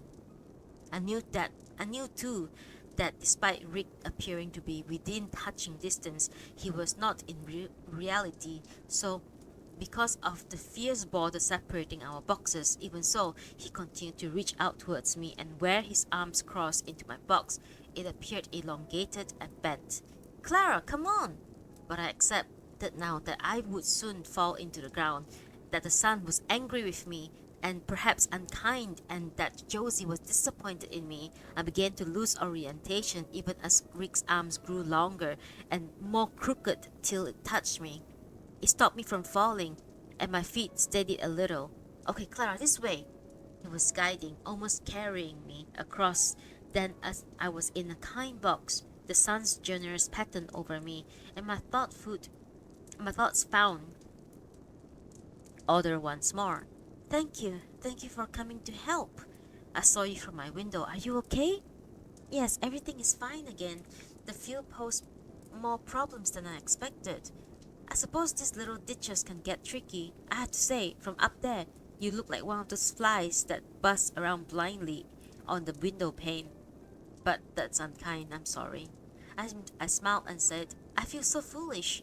Then remembering, I looked up to check the sun's position. This journey is so important, I said, looking at him again, but I estimated incorrectly and now I won't get there in time. The grass was still too high to see Mr. McBain's barn in the distance, but Rick was looking straight in its direction, a hand shielding his eyes, and it occurred to me that he was tall enough to see it. I should have left the house earlier, I said, regardless of the awkwardness when I returned, but I was still waiting till Josie fell asleep and to allow Melania, housekeeper, to believe I was going on another errand to Rick's house. I thought there would be sufficient time, but the views were more complex than I imagined. Rick was still looking towards Mr. McBain's barn. You keep saying that you won't get there in time, he said. What exactly did you want to be there? Just the sun is arriving at Mr. McBain's barn, but before he disappears for his rest. Look, I don't understand any of this, and I appreciate that you can't let me in on it for whatever reason, but if you want, I'll take you there. That's very kind, but even with Rick's guiding, I believe it's now too late. I wouldn't guide you. I'll carry you. Piggyback. We've got a way to go yet, but if we hurry, I think we can make it. You do that? You keep saying that it's important for Josie. So yes, I would like to help. This is over my head, but then I'm used to that. If we are going, we have to hurry. He turned and lowered himself into a crouching position. I understood that I was to climb on his back, and I did so, clasping my arms and legs around him, and he began to move. Now that I was higher, I could see better the evening sky and the roof of Mr. McBain's barn ahead of us. Rick moved confidently, crashing through the grass, and since his arms were occupied holding me, most of the impact was taken up by his head and shoulders. I feel sorry about this, and that there was so little I could do myself to push back the grass. And then I looked past Rick's head and saw that the sky had become divided into segments of irregular shapes. Some segments were glowing orange-pink, while the others showed pieces of the night sky, sections of the moon visible in the corner of the edge. As Rick moved forwards, the segments kept overlapping and displacing one another. Even as we passed through another picture frame, after that grass, instead of being delicate and waving, came towards us like flat shapes, possibly made of heavy boards, such as the sort used for street advertising, and I feared they would cause Rick injury as he plunged into them. Then the sky and the fields were no longer in segments, but one broad picture, and Mr. McBain's barn was looming before us. The uneasy thought that had been growing in my mind could now no longer be set aside. Even before Rick had come to my aid, I had started to wonder if the sun's resting place really was inside the barn itself. If of course I had been the one, not Josie, who had first suggested such a thing. That time we had gazed out together from the rear window, so many such error was entirely my own. Certainly there was no question of Josie having misled me at any stage. Even so, it was so discouraging. It was a discouraging thought that the sun was about to descend not into the place I was making such an effort to reach, but somewhere further away still. What I now observed obliged me to accept that my fear was justified. Mr. McBain's barn was unlike any building I had seen. It resembled the outer shell of a house that man hadn't yet finished. There was grey roof with facing triangles in the usual manner, supported to the left and right by walls of a darker shade. But apart from these sections enclosing the roof, the structure had no walls, front or rear. The wind, I knew, was even then blowing right the way in through with barely any obstruction, and the sun, I saw, had now fallen behind the barn structure and was sending its rays through the rare opening back out to us as we approached. We had meanwhile come into the clearing not unlike the one upon Rick's house was built.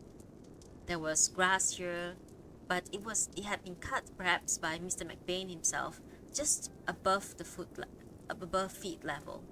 The cutting had been performed skillfully so that a pattern could be seen, weaving towards the barn entrance, and because the sun was now shining straight through the barn, its shadow was spreading across the grass towards us.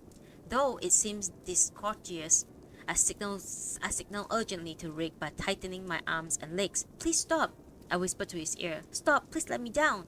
He lowered me carefully, and we both gazed at the scene before us, although I now had to accept that the barn couldn't be the sun's actual resting place. I allowed myself an encouraging possibility that regardless of where the sun ultimately settled, Mr. McBain's barn was a place he made a point of calling at last things each evening, just as Josie always visited her ensuite before retiring to bed. I'm so grateful, I said, keeping my voice low despite the outdoor acoustics. But from here, it's best Rick leaves me and I go alone. Wherever you say. If you like, I'll wait for you here. How long do you suppose you'll be? It's best Rick returns to his house. Miss Helen will worry. Otherwise, Mom will be fine. I think I'll better wait.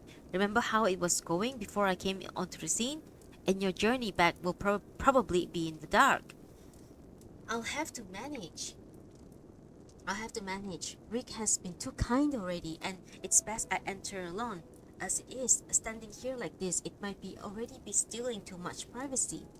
Rick looked again at Mr. McBain's barn, then shrugged. Okay, I'll leave you at it, whatever it is that you have to do. Thank you. Good luck, Klara. I mean it. He turned and walked back into the tall grass, and soon I could no longer see him. Once alone, I began to place my thoughts fully on the task before me.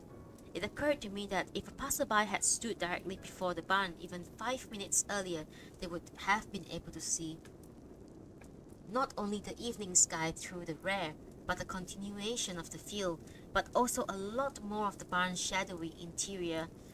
But now, with the sun rays coming straight towards me, I could make out only some blurred box-like shapes, stacked one on top of the other. And the thought returned to me with more certainty than ever that, even accounting for the sun's great generosity, what I was about to do carried risk and would require all my concentration. I heard behind me the breeze in the grass, and the cries in the distant birds, and the ordering of my thoughts. I walked across the cut grass towards Mr. McBain's barn. The interior was filled with orange light. There were particles of hay drifting in the air like evening insects, and his patterns were falling all across the barn's wooden floor. When I glanced behind me, my own shadow looked like a tall, thin tree, ready to break in the wind. There were some curious features about my surroundings. On first entering the barn, I had encountered such sharply contrasting divisions of brightness and shadow that my sight had taken a few moments to adjust. Nevertheless, I had established quickly that the block of haze whose shape I had noted from outside were now to my left, stacked one on top of the other to form a kind of platform, one as tall as my shoulders, upon which passerbys could climb or even lie down rest. But the hay blocks had been stacked so as to allow gap between them and the wall behind, perhaps so that Mr. McBain could gain access from that side. Peering over the hay platform, I now saw fixed to this wall and running all along it the red shelf from our store, complete with ceramic coffee cups displayed upside down in a line. On my other side, to my right, where the shadows were at the deepest, I saw a section of the wall almost identical to the front alcove. In fact, I felt sure that if I went over to it, I would discover amidst the shadow an AF standing there proudly at the spot where, no matter what else was said, customers were most likely to look first.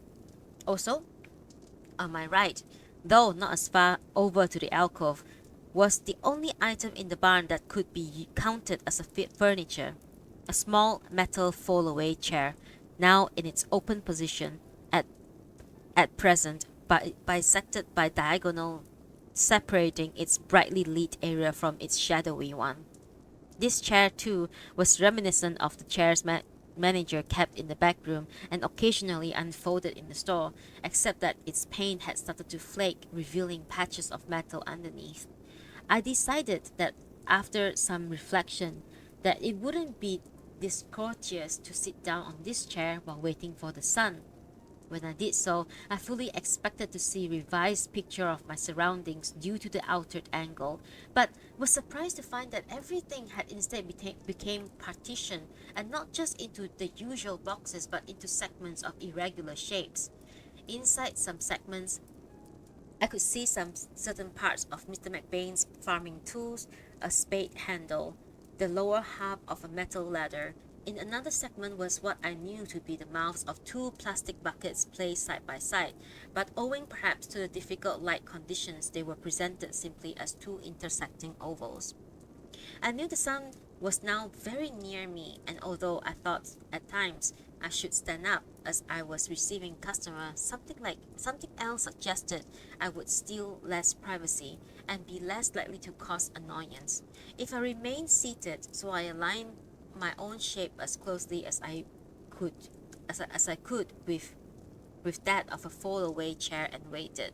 The sun's shaft became more pronounced and more orange, and I even thought these shafts might be causing pieces of hay to become loose from their blocks and floated into the air, for there were now many more drifting particles in front of me. Then the thought came to me that if I was correct, and the sun was now passing through Mr. McBain's barn on his way to his real resting place, I couldn't afford to be overly polite.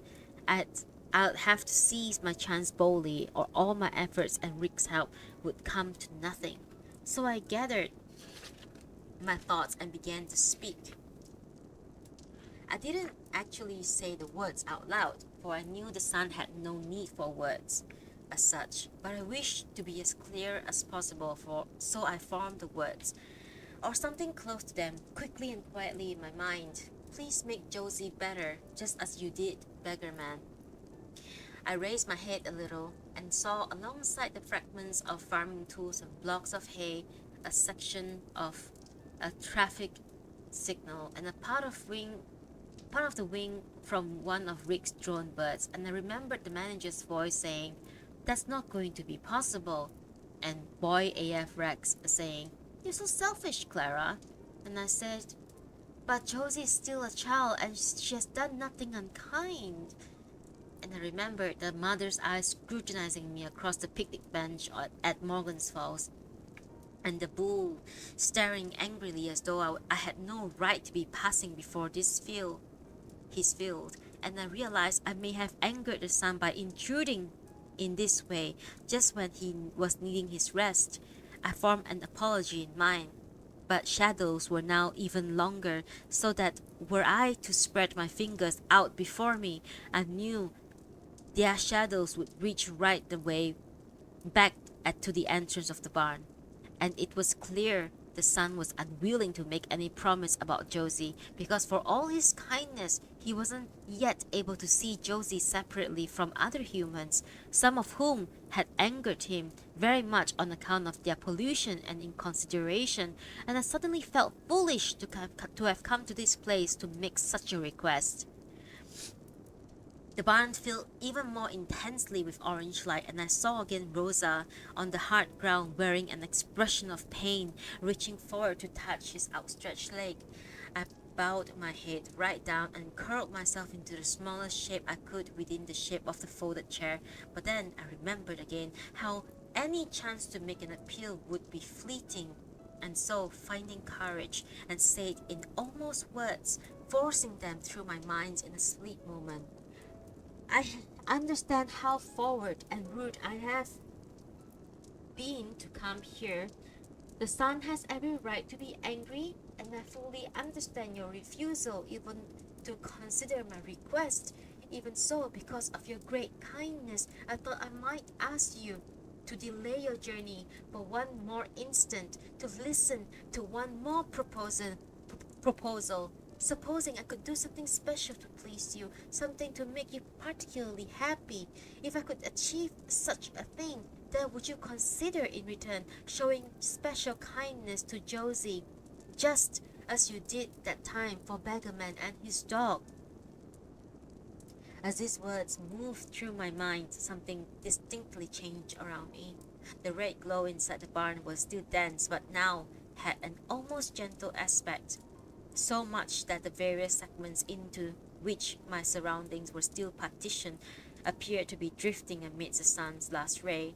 I spotted the lower half of the glass display trolley. I recognized its casters, rising slowly until it became obscure behind a neighboring segment, and though I raised my head and looked all around me, I could no longer see any trace of it at all of the terrible bull. I knew then that I had gained a vital advantage, and couldn't waste even a tiny moment, and so pressed on, no longer forming half words, for I knew I didn't have the time. I know how much the sun dislikes pollution, how much it saddens and angers you. Well, I've seen and identified the machine that creates it. Supposing I were able to somehow find this machine and destroy it to put an end to its pollution, would you then consider in return giving your special help to Josie? The inside of the barn was getting darker, but it was a friendly darkness, and soon the segments had gone, leaving the interior no longer partitioned. I knew the sun had moved on, and rising from the fold-away chair, I walked for the first time over to the back opening of Mr. McBain's barn. I saw then how the field continued into the mid-distance until it met a line of trees, a kind of soft fence, and behind it the sun, tired and no longer intense, was sinking into the ground. The sky was turning into night, with stars visible, and I could tell that the sun was smiling towards me kindly as he went down for his rest. Out of gratitude and respect, I continued to stand at the back opening until his last glow had vanished into the ground. Then I walked through the dark interior of Mr. McBain's barn, leaving the same way I had come. The tall grass moved gently around me as I re-entered it.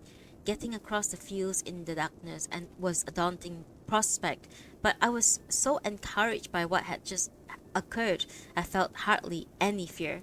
Even so, the unevenness of the ground reminding me of the dangers in front of me, I was pleased to hear suddenly Rick's voice somewhere close by.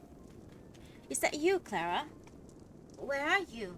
Over there, over this way, to your right. I ignored your advice about going straight home. I moved towards the voice. The grass fell away and I found myself in a clearing.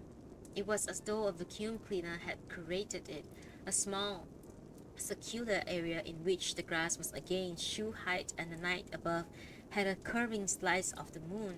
Rick was sitting there, apparently on the ground, but when I came nearer, I saw he was seated on a large stone that was almost submerged into the earth. He looked calm and smiled at me. Thank you for waiting, I said. Just self-interest. Suppose you got stuck out here all night and got damaged. I'll be in deep shit for bringing you out here. I think Rick waited out of kindness. I'm very grateful. Did you find what you went in for? Oh yes, at least I believe so. I believe there's now reason for hope. Hope for Josie. Hope that she'll get better. But first I must perform a task. What kind of task? Perhaps I can help with it. I'm sorry. I'm not able to discuss this matter with Rick. Tonight, I believe an understanding was achieved. A contract, if you like. But if it might be jeopardized if I speak about it freely. Okay.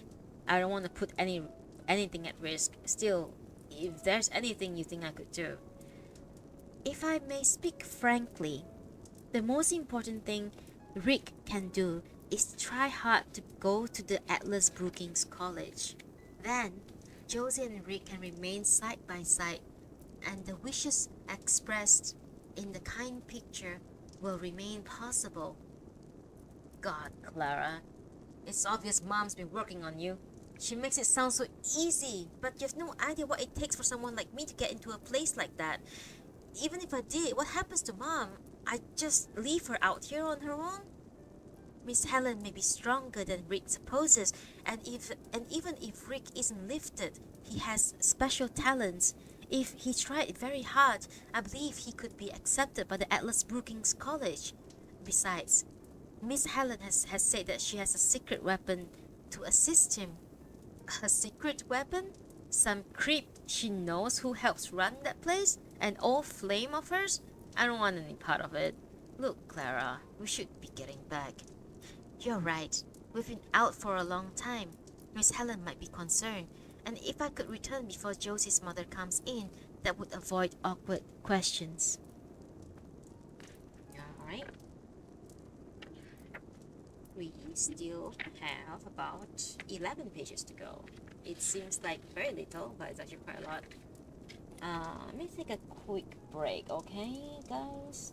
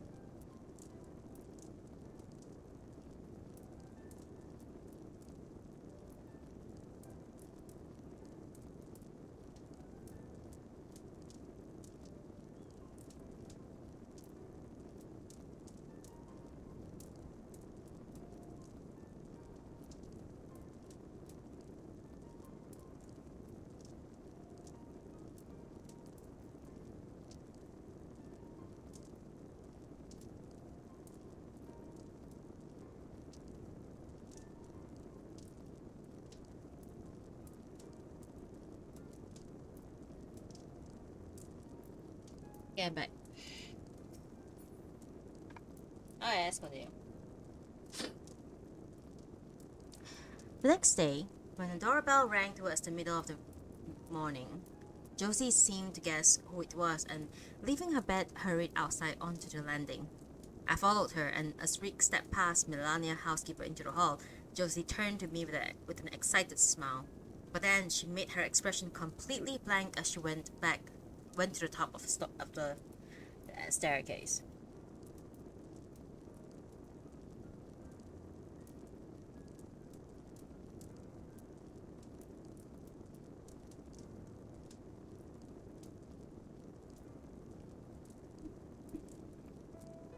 Hey, Melania, she called down. Do you know who this weird guy is? Hello, Josie. Rick, looking up at us, had on a cautious smile. I heard this rumor we might be friends again. Josie seated herself on the top steps, and though I was behind her, I knew she now had on the kindest smile. Oh, really? That's strange. Wonder who put that out there. Rick's own smile became more confident. Just gossips, suppose. By the way, I really like the picture. I put it in a frame last night. Oh, yeah? One of those frames that you make yourself? To be honest, I used one of mom's old ones. There's so many lying around. I took one of picture of the zebra and put yours in there instead. Great swap. Melania, the housekeeper, had walked away into the kitchen, and Rick and Josie went on greeting each other from either end of the staircase. Then Josie must have given a signal for they then they both moved quickly at once, and she rising to her feet, he reaching for the banister. As they went together into the bedroom, I remembered Melania's housekeeper instruction from before and followed them in. And after a while, that it was like old days with me on the button couch facing the rear window, and Rick and Josie behind me laughing about silly things. At one point, I heard Josie say, "Hey Rick, I'm wondering if this is the correct way you hold one of these." In the reflection, I saw her holding up a table knife like behind that knife left behind from breakfast. Or is it more like this? How would I know? Oh, sorry.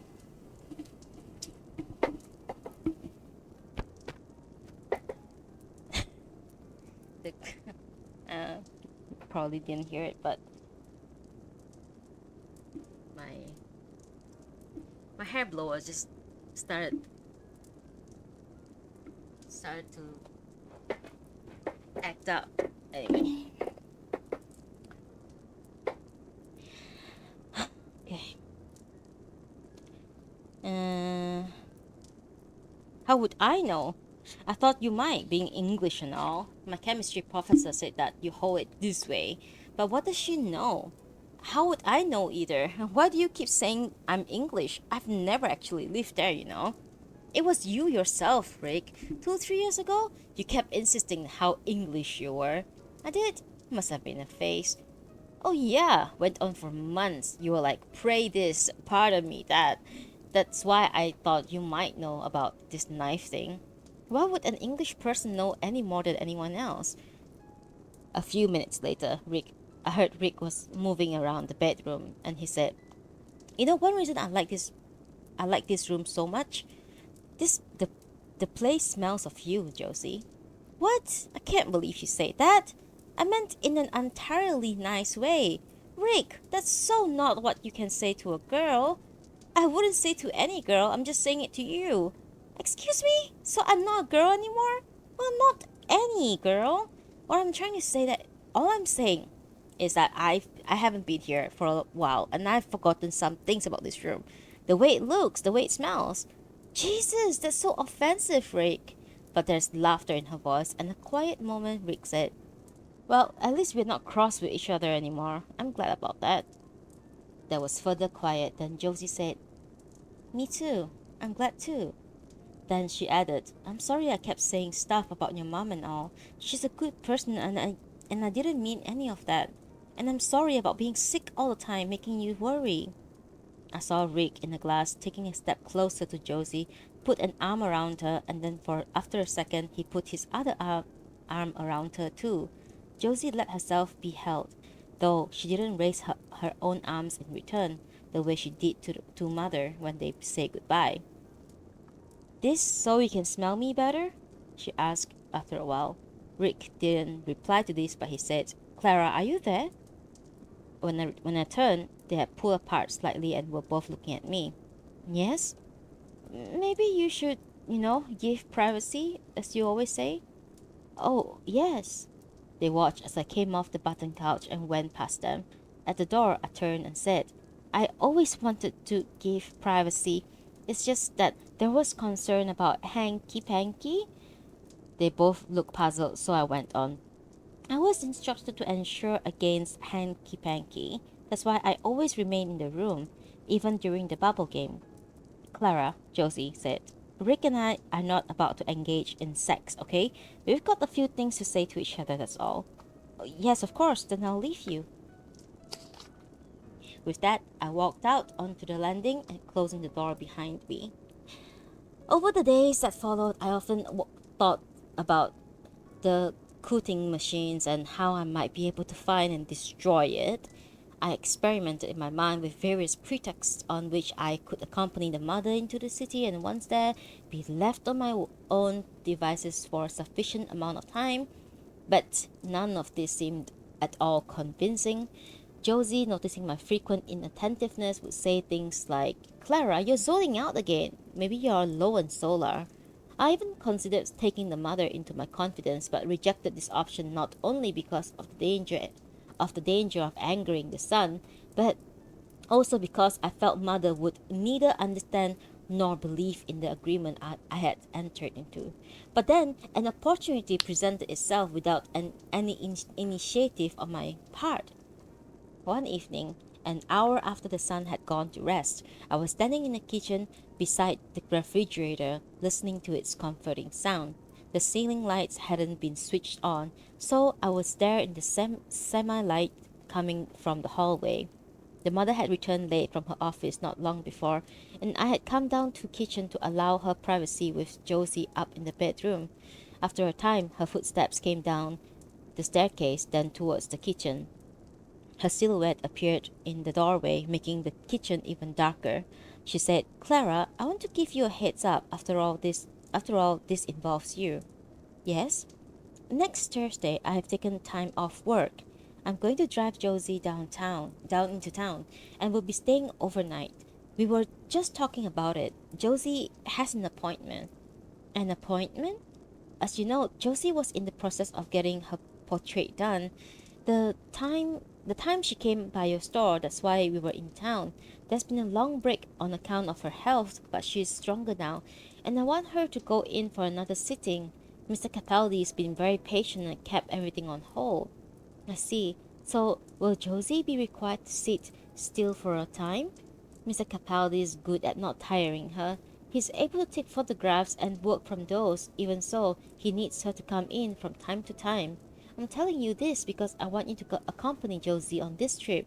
I think she will like you with her. Oh yes, I would like that very much.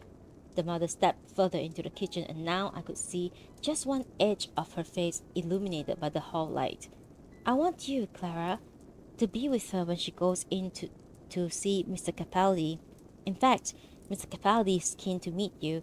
He takes a special interest in AFs. You could call it his passion. That okay with you? Of course. I look forward to meeting Mr. Capaldi. He may have a few questions for you to do with his research, because, as I say, he's fascinated by AFs. You won't mind that? No, of course not. But I believe a trip into the city would be good for Josie now. She's a little stronger. Oh, good. Oh, and we may well have passengers in the car. I mean, our neighbors are needing a ride. Rick and Miss Helen? They have some business of their own in town and she doesn't drive anymore. Don't worry, there's room enough for all of us. You won't have to travel in the trunk. I heard more about this trip the following Sunday. Not only Rick but his mother visited the house during the early part of the afternoon.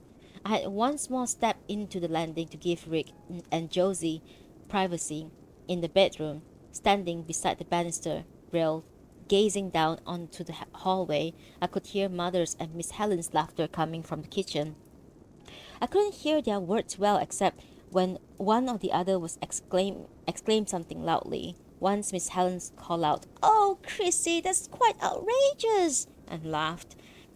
A little later, I heard Mother, who also with the laughter, say it loudly, it's true, it's absolutely true."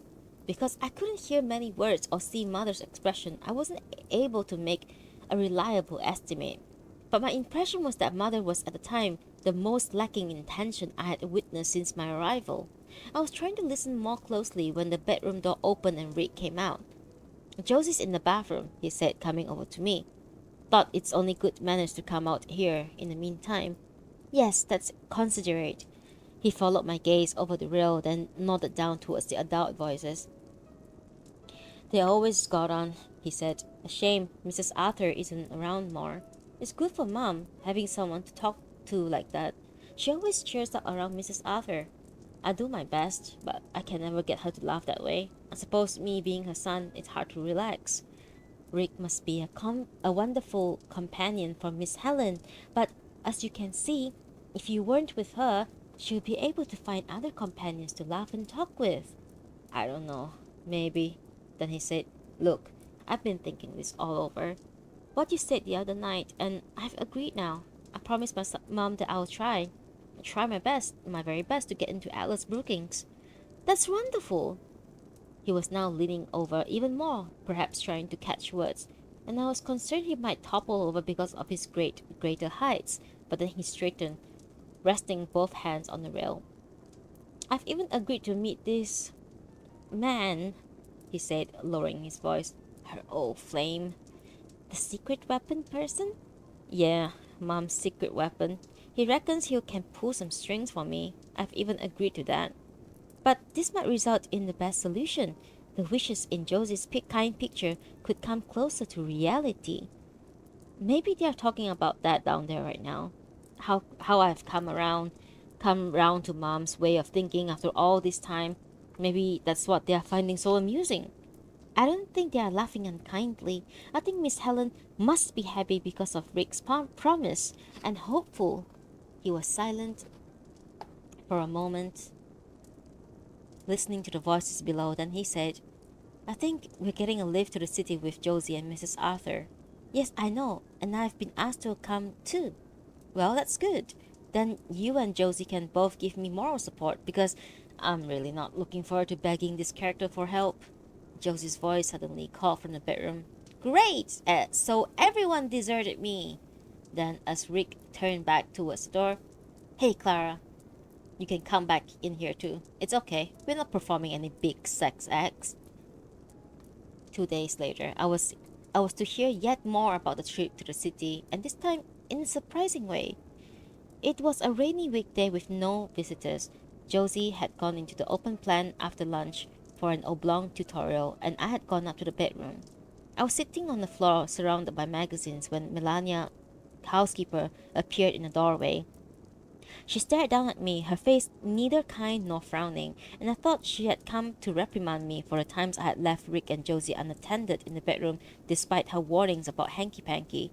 But she stepped further inside and said in a kind of harsh whisper, "AF, you wish help Miss Josie, right?" "Yes, of course." "Then you listen. Ma'am taking Miss Josie City Thursday. I say I want to go with them. Ma'am reply no. I say yes. Ma'am still say no. She say no because she see them well I on to something. She say she want take AF instead. So you listen. You keep damn good eye, Miss Josie in city. Hear me?" "Yes, housekeeper." I also spoke quietly, though there was no chance Josie could hear us. "But please explain further. What is it you're worried about?" "Listen, AF. Ma'am take Miss Josie see Mr. Capaldi. Portrait guy. That Mr. Capaldi one creep son bitch. Ma'am say you good observe. Then you damn good observe Mr. Son bitch. You want help Miss Josie. We same side." She glanced back at the door, though There were no sounds of Josie emerging from her lesson downstairs. But, housekeeper, isn't Mr. Capaldi's just wishing to paint Josie's portrait? Paint portrait. But housekeeper, sorry, I was wrong in that one. But housekeeper, isn't Mr. Capaldi just wishing to paint Josie's portrait? Paint portrait, fuck. AF, you watch close, Mr. Sunbitch, or something bad happens, Miss Josie. But sure, I lowered my voice even further. Surely the mother would never. Ma'am loved Miss Josie, but Miss Saldai and mess ma'am up bad. Get me, AF? Yes, then I'll observe carefully as you say, especially around Mr. Capaldi, but... What you but about now, AF? But if Mr. Capaldi is as you say, will it be enough for me to observe? The way Melania housekeeper was staring down at me, a passerby might have thought she was threatening me, but I now understood she was filled with fear. How fuck I know enough? I won't go with Miss Josie. Ma'am say no way. Take AF instead. Can't figure it out. So you stick close, Miss Josie, especially when Mr. Sunbitch around. You do your best, AF. We same side. Housekeeper, I said. I have a plan, a special plan to help Josie, and I'm not able to speak openly about it. But if I can go to the city with Josie and her mother, I may have the opportunity to carry it out. Plan? Listen, AF. You make things worse. I fuck come dismantle you. But if my plans work, Josie might become strong and well. She'll able to go to college and become an adult. Unfortunately, I'm not free to tell you more, but if I can get to the city, I'll have a chance. Okay, main thing, AF. You keep good eye Miss Josie in city Thursday, hear me? Yes, housekeeper. And AF, your big plan. If it makes Miss Josie worse, I come dismantle you, shove you in garbage. Housekeeper, I said, smiling confidently at her for the first time since coming into the house. Thank you for this talk and for your warning. And thank you for trusting me. I'll do everything I can to protect Josie. Okay, AF, we same side. There was one further incident of note during this period before the trip to the city, and it was one that provided me with an important lesson. It occurred deep in the night when I was brought awake by Josie making a noise. The bedroom was dark, but because Josie disliked complete darkness, the blind covering the front window was 1/3 raised, and the moon and stars were making patterns on the wall and floor. I looked towards the bed and I saw Josie had created a mound shape where, with her duvet and a humming voice that was coming from within it, as if she was trying to remember a tune, and hadn't wished to disturb the rest of the house. I moved closer to the mound shape, and then I was standing over it, touched it gently. Immediately it erupted, the duvet disintegrating into surrounding darkness, and the room became filled with Josie's sobbing. Josie, what's the matter? I kept my voice low but urgent. Has the pain come back? No pain, but I want Mom. Get Mom. I need her here. Not only her voice loud, it was as if it had been folded over onto itself, so that two versions of her voice were being sounded together, pitched fractionally apart. I've never before heard her produce such a voice, and for a second became hesitant. She brought herself up into a kneeling position, and now I saw the duvet hasn't disintegrated after all, but was in a large ball behind her. Get Mom! But your mother needs rest. I keep my voice in a whisper. I'm your AF. This is exactly why I'm here. I'm always here. I didn't say you need Mom. But Josie... There was a movement behind me, and I was pushed aside so that I almost lost balance. When I recovered, I saw before me, on the near edge of the bed, a large, shifting shape, made additionally complex by the patches of blackness and moonlight moving over its surface. I realized the shape was the mother and Josie embracing. The mother was dressed in what looks like a pale running clothes, Josie in her usual dark blue pajamas. As well as their limbs, their hair had become mingled, and and then their shape began gently to rock in a way not unlike when their goodbyes became extended. Don't want to die, Mom. I don't want that. It's okay, it's okay. The mother's voice was soft, at just the same level as mine. I don't want that, Mom. I know, it's okay. I moved quietly away from them towards the doorway, then out onto the dark landing. I stood on the railway, looking at the strange patterns on the ceiling and the hallway below, and turned over in my mind in the implications of what had just occurred. After a while, the mother came quietly out on the bedroom and, without looking my way, turned into darkness of the short corridor that led to her own room. There was now silence from behind Josie's door, and when I returned to the bedroom, the duvet and the bed were orderly, and Josie was sleeping, her breaths peaceful again. And that is all for today. That is all for today. Yeah, part 4 is going to be difficult because I don't think I can read the entire part 4. So I have to find a way to like divide part 4, and it's proving to be a bit difficult. I'm like, because they don't have chapters, but they have like I don't know. Okay, let me see. Okay, so it's like 30 37 pages. 37 pages thing.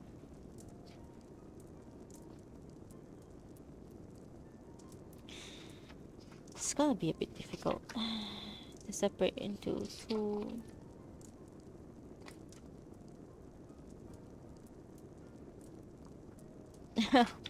Yeah, it's difficult.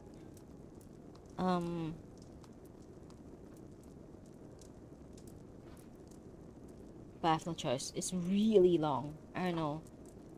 If like part part 3 is about 2/3 of part 4.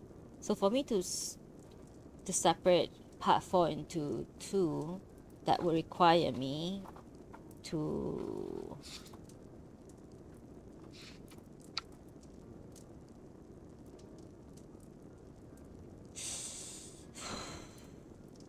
be difficult. So 49 pages, 49 pages to 40 pages. I think I have to do that. There's like no way I can read, because like even today it's like way past like the time that I was going to like finish reading. Hey, oh, thank you, Marvelous. Thank you for. Oh, I cannot believe it that you are sub for so long, but it's your first time chat. Oh my god, thank you so much for subbing. Every little thing helps, guys. Yeah, part 4 is gonna be difficult, and I don't think I can do it this week. It's gonna be a very, very, very, very busy week for me. I mean, it's gonna be busy week on like from tomorrow onwards. So I won't be able to have the time to stream as I used to. Um, I used to stream like 3 times a week, which is like crazy. But that's also the reason why I had such a huge um library of like books that I've read on stream, that everyone can go and um listen to the previous streams. If it weren't for the time when I was very hardworking and I read like books after books after books like for weeks, yeah, that was like the burnout, I think. But it wasn't just that; it's just many other things in life.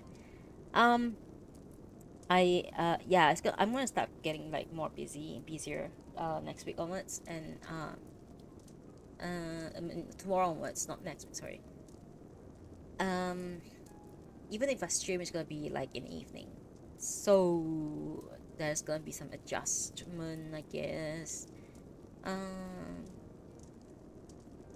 well, when I first started streaming, the whole idea was that I stream in a time frame in the hour where other people are at work, and they probably like, wanted something to be in the background, like a radio or something to listen to. So I wanted to provide that for service to people in the office, or people who are working or in like commute or something. But it's like and then it gets later and get later and get later. Now I'm streaming closer to the evening, and yeah, I'm. I think next Tuesday is definitely gonna be a stream, but I don't know if there will be any stream in between now to next Tuesday. So I can't promise anything. It's really really depends on how I'm feeling, and yeah. Um, I'm gonna go have dinner now because I'm hungry.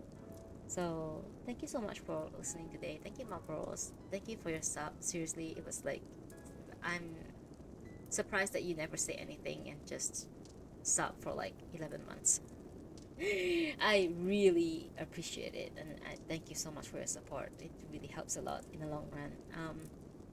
Okay, if you make it all the way to this point of the video, if you're on from yeah, if you are watching this or listening to this on YouTube, thank you for staying with me and listening to me until the end of part 3 of Kazuo Ishiguro, Klara and the Sun. We will tackle part 4 in the weeks to come, okay? And thank you for being patient with me. Thank you for listening to me. Thank you for supporting me by just subscribing, you know, anything. Or like, you know what's great? If you can like hit, and it's so cringy whenever I do this, like, I don't know, subscribe to me, ring the bell, wherever, and tell your friends that, there's someone doing this thing that's a bit interesting maybe for you. I don't know. Spread the words. And I'll see you guys soon. Okay, I'll be back. Don't worry, I'll be back somehow, some way, in another. I'll see you guys soon. Bye. Thank you so much for listening, watching today. I really appreciate it. Thank you. Have a